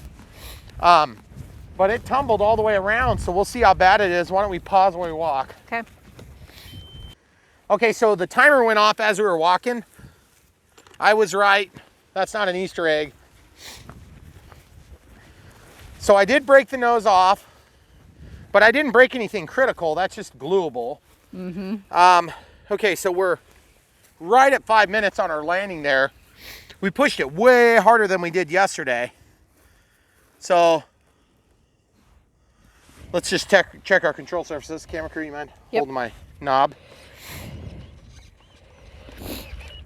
Take off flaps, or excuse me, spoilers, and then landing flaps. Really happy with the way that thing flew. Yeah, everything is otherwise good. We have a good possibility of damage there, but I don't see any. Just looking at it, we obviously tumbled there. Nothing quite like coming in for what appears to be a good landing and then just having a gust at the last second. That's just a sucker punch, really, for an RC pilot. But look how much strength we have, guys. It didn't even damage anything other than the nose. None of the wingtips or anything. Maybe a teeny little scuff right there, but that's I mean, this thing would for sure fly. No problem. Let's just show them in the sun. Let's make sure this didn't break. Oh, shoot, look. What? The canopy clip came off. Oh, man, that's going to be tricky to find. Okay, so camera crew and I are going to search for that for a minute. But I would say at this point, notwithstanding maybe not finding that, we're going to try to fly again. But I think we're going to have to glue this just because it's going to look ugly with that. And that's going to create a lot of drag. So, guys, so far, don't blame the plane for a bad landing. But what I can definitely tell you is that even though it feels calm here, the wind is very crazy today. Almost crazier than yesterday. Let's check the EDF. Look at that. Look how much it yaws it. Yeah. That is just incredible. Throttle cuts on. The thrust angle seems like it's going to be a huge issue because there is definitely a pivot. But to be honest, what happens is it pivots and then it blows into the elevator, so it just keeps it going straight. And you would think it would just yank the thing just about straight into the ground, but it just doesn't. So without further ado, we are going to pause and search for our parts and come right back when we find it. Okay. Okay, so after searching, it's in the plane right there. You see it? Yeah. So the tab is inside the plane, which means that the other half is outside. But I'm going to try to get that to tip out right now. You'll notice we're sporting. See it, guys? See it sticking out? I'm going to try to get that out of there. I don't know if it's going to come out super easy. Might have to be able to do it inside with forceps or a little screwdriver or something. Yeah. Okay, so we'll come right back after we find the rest of it. All right, guys, so an exhilarating 5 minutes of flight time. That thing is awesome. Definitely without a stabilizer, I got caught off guard by a gust of wind, which is unfortunate because now I have to figure out a way to get that to stay on there. I don't think it's going to be too big a deal, but there's just no way we're going to find it out here. And otherwise, this thing is really good. And we have had 2 really crappy landings, and yet it still lives to see another day. That thing will glue on in 10 minutes. So I don't know if we'll even show it because it's just so simple. But in terms of this thing, my hope is to bring you guys a flight in the calm as well. So stay tuned. We'll be showing that either next or before, whichever one does better. And if these were the worst flights, then you'll see them at the very end. And if so, check the link in the description. You can buy one of these for your very own. They're not cheap because this thing is super nice. Look at that through the sun, guys. Look at all the carbon fiber rods. You see all that? It's all over. And then I'm gonna turn it. So do you see that there? It's even through the vertical stabilizer. Every control surface has reinforcements all over it. This thing is really well put together. Super impressed with the way it flew. It's so stiff, and in this wind, it doesn't even seem to be bothered by the wind, which is just a really, really cool experience. So that being said, guys, definitely get one for yourself if you're into sailplanes. 4,000 milliamp, 4S, smart, Gen 1, so that we can use the voltage alarm. That's what I would do. Obviously, the IC3 goes into the XT60, no problem. And if you want to stick around for the build, then you can watch right after this, or you just got done watching it. So either way, we really appreciate you guys. Come back for more. Don't forget to click like and subscribe. Click the bell for notifications if you want to know when new things are coming. Obviously, there's a few projects that are coming right now. People keep asking us about that may rhyme with Reiko. You know, like if you're rakoing the yard, it's coming. We are obligated to wait, and we will do it as soon as we can. So hopefully you guys will wait with us, because we're very patiently waiting, and we don't want to any longer. So come back for more. All right, YouTube, so we're just out flying this top flight or top RC Swift 1.2, and we had a tumble on landing, and so now I'm just going to show you what I'm going to do to fix it. It's really a pretty simple process. My camera crew is gone, so of course I have to do this without her help, which is a bummer. So we're going back to the old days. So we have the tip, obviously. It's a little bit dirty, but I think we're okay.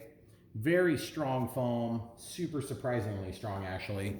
And we have run-of-the-mill Q-tip, and we have toothpicks, nothing special here. And then we have some glue that would be similar to a mucilage, just like a contact cement. So what I'm going to do is I'm just going to put this underneath just so I don't make a mess on the countertops. And I'll open this up. This came from a Dynam plane, but it's very similar to mucilage. And what it is basically like clear contact cement. Kind of reminds me of rubber cement. Okay. So what we're going to be doing is we're going to be gluing along the seam where it's going to glue back together. Now there is a vent here, so I'm going to avoid that. And I'm not even sure if I'm going to use any additional reinforcement on this joint. See, that's just a vent there as well, so I'm going to not glue that spot. And you notice I just kind of work my way around, just kind of real heavy on that spot because we can get away with it. And then that's all we need for glue. Okay, that's pretty thick too. So what I'll do is I'll actually take this and then just kind of roll it through to spread that out. And I'll see if I can get it right up in there. Okay, so the idea is you want to definitely get that coverage, and then this will cook off. Okay, at least that's the terminology I've heard others use. And when I say cook off, I mean activate, because it is a contact cement. It will set up to a certain degree, and then you have to kind of do the same thing on the plane. So in my case, it's a little bit tricky because I'm at a weird angle now. So I'll put it on with the Q-tip. It's going to be a little bit less material that gets spread on there, so I have to be a little bit careful to go heavy, just like this, and then just kind of dab it. This stuff does not dry perfectly clear, but it's pretty good. And really all you're trying to do is just kind of coat the surface. It's not like you're trying to make up for gaps or anything like this. And the more crazy you get, the more strong it's going to get, but you do have to get it into those joints, okay? So you see how it strings up? I don't know if you guys can tell, but so that's really all you have to do is just get that stuff down in there and let it sit for a few minutes, and that will stick together super, super strong. And then if you want to reinforce this, so I'm going to just be careful where I pick this up because it's a little bit slick.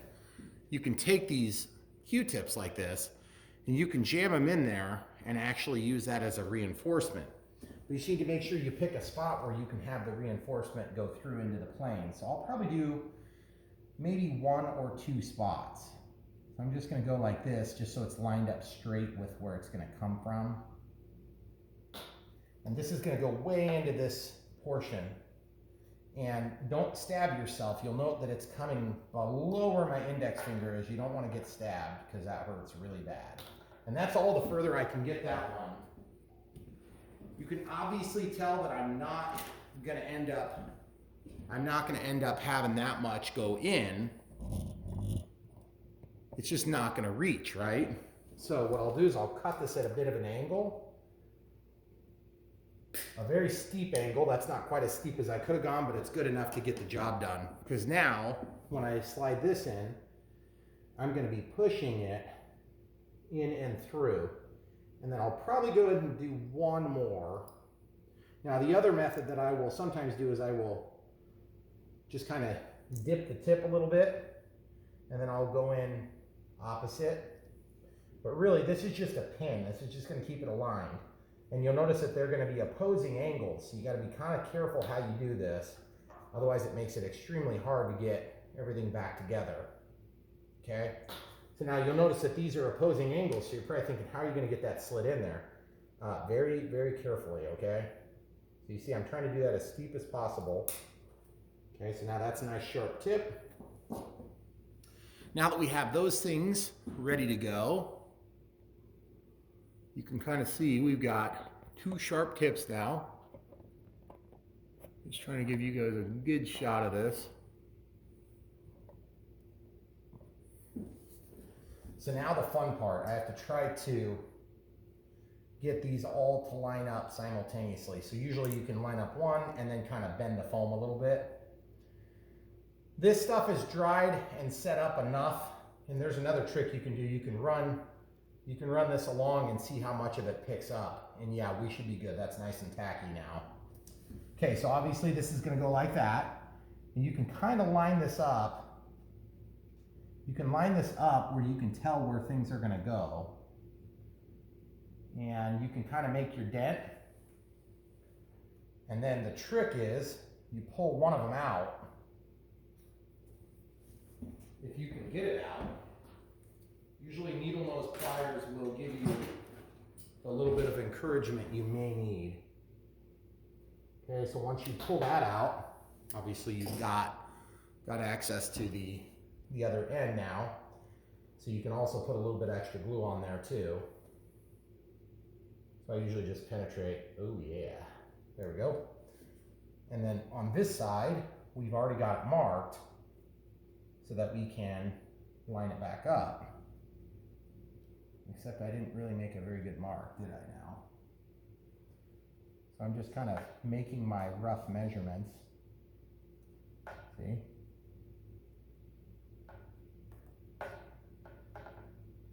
That's going to work really nicely.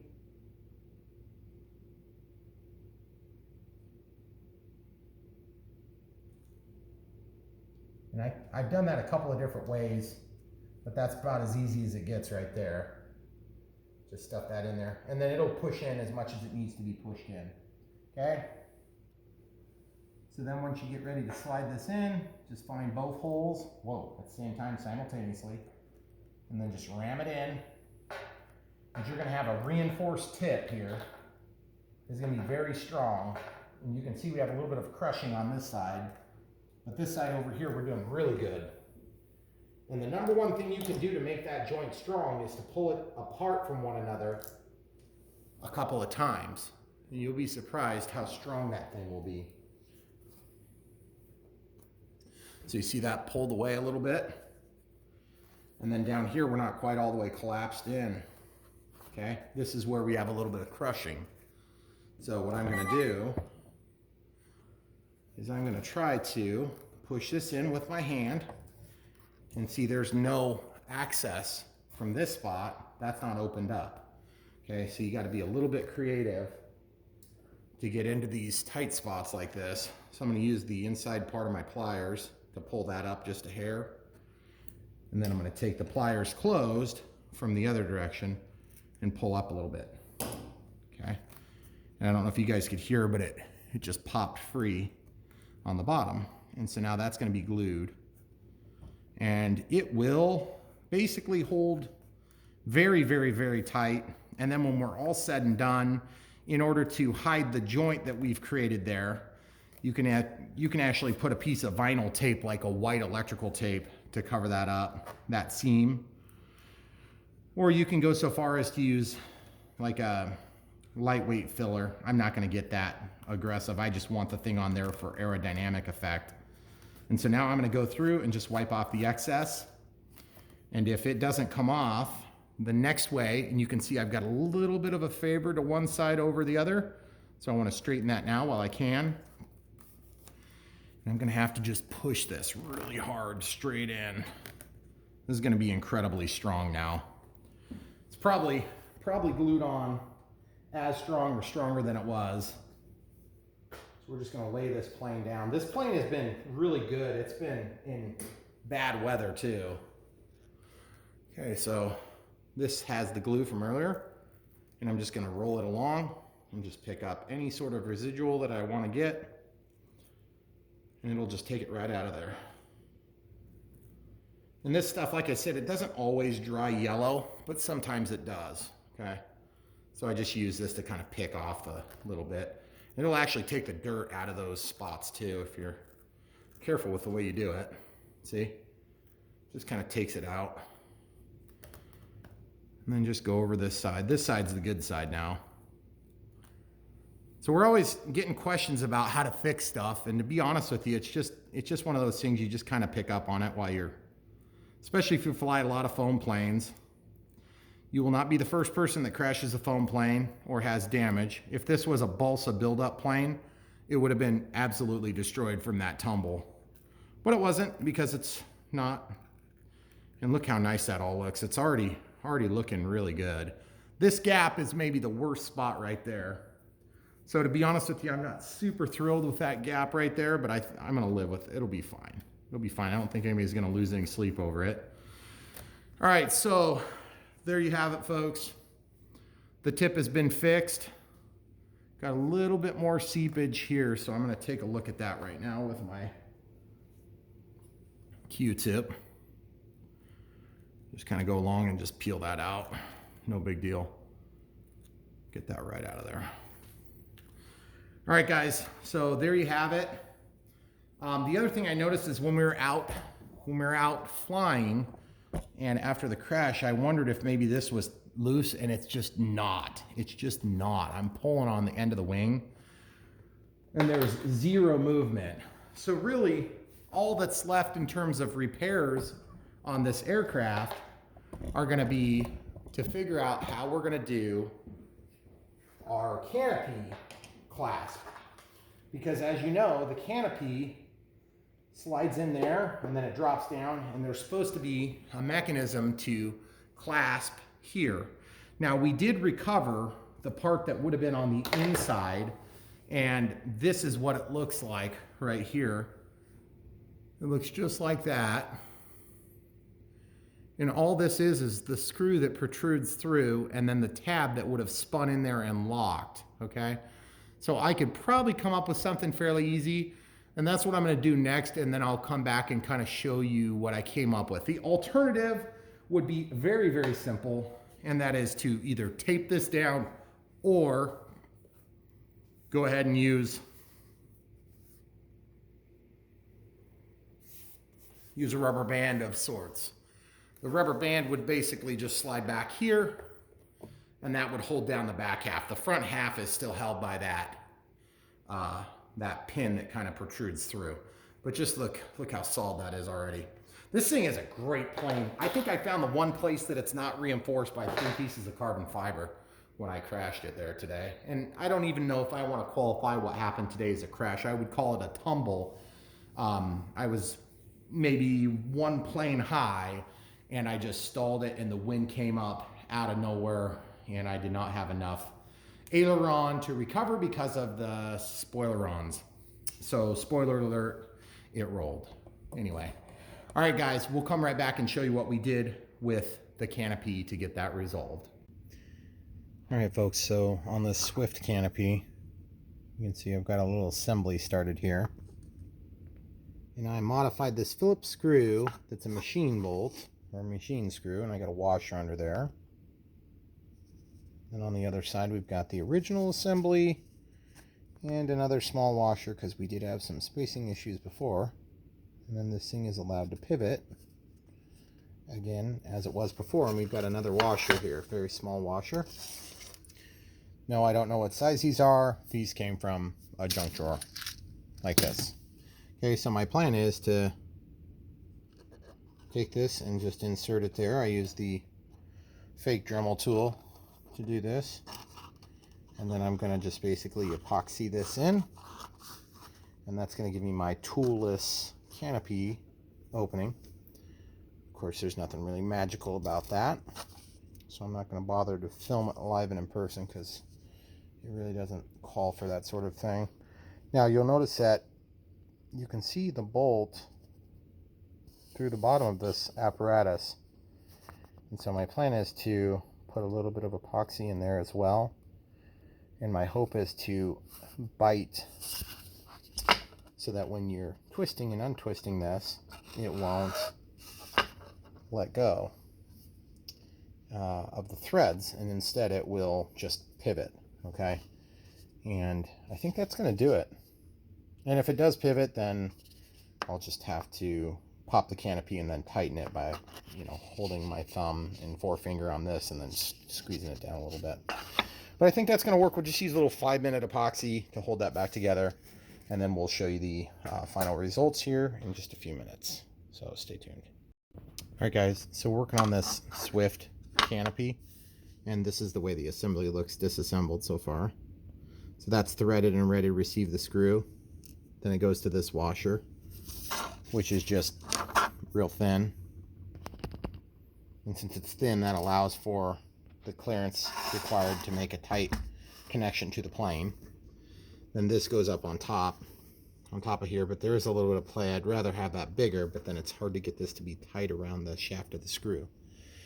And I said I was going to use epoxy, but then I decided to do this instead, which was real easy. I basically just held the screw in these channel locks, and I used some flux. Which looks like this. It's a plumbing flux, and I just take my soldering iron, and of course you can clean the tip, and then of course I get it prepared and ready to rock and roll. Okay, so that's ready to go, and all I do is I just take this Q-tip, or excuse me, not Q-tip. I get a big blob of that, that.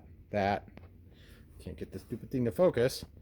Get a big blob of that, and then you can put that right where you want the solder to stick on your apparatus, and then it will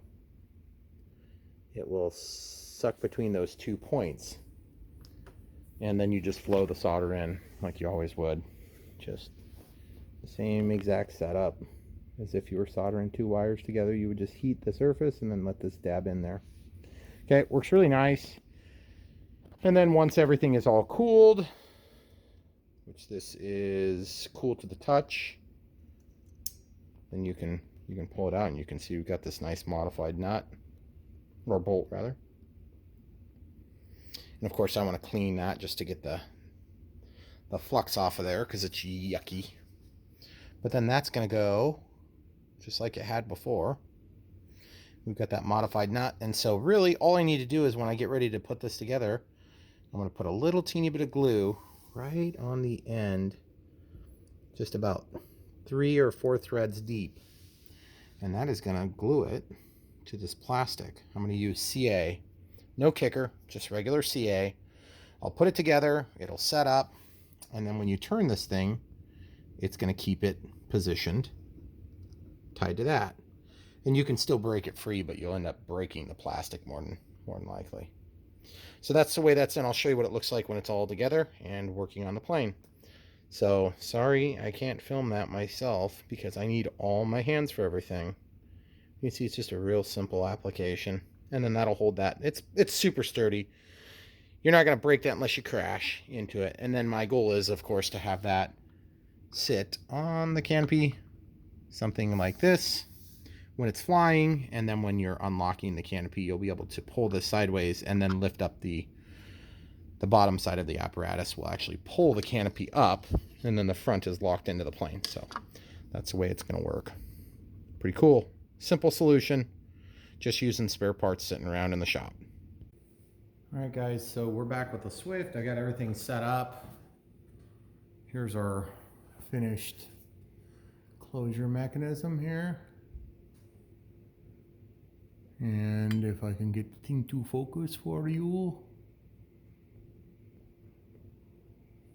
There you go. So you can see that thing lines up straight with the retainer.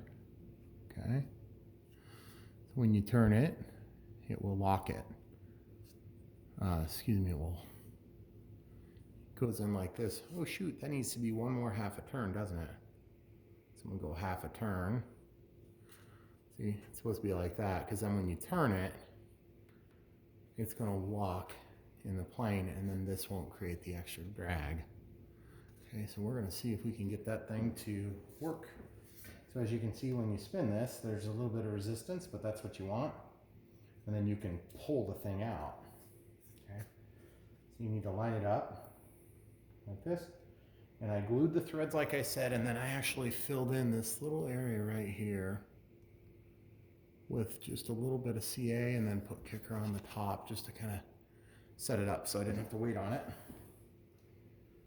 Okay, so this is the way you're going to put it in, just like before. You just kind of got to walk it back and forth a little bit to get it to line up, and then spin it. And there you have it, guys. And it's in just like it was before. Looks really nice. Looks good too, I think. I mean, the factory one looked fine, but it's out in the yard somewhere. So if I can ever find it, I will. And then when you're ready to take this thing off, you can just spin it until it gets lined up. And that's where you got to be a little bit finicky. The first one was a little bit finicky, to be honest. Hold on, gotta lay it down here.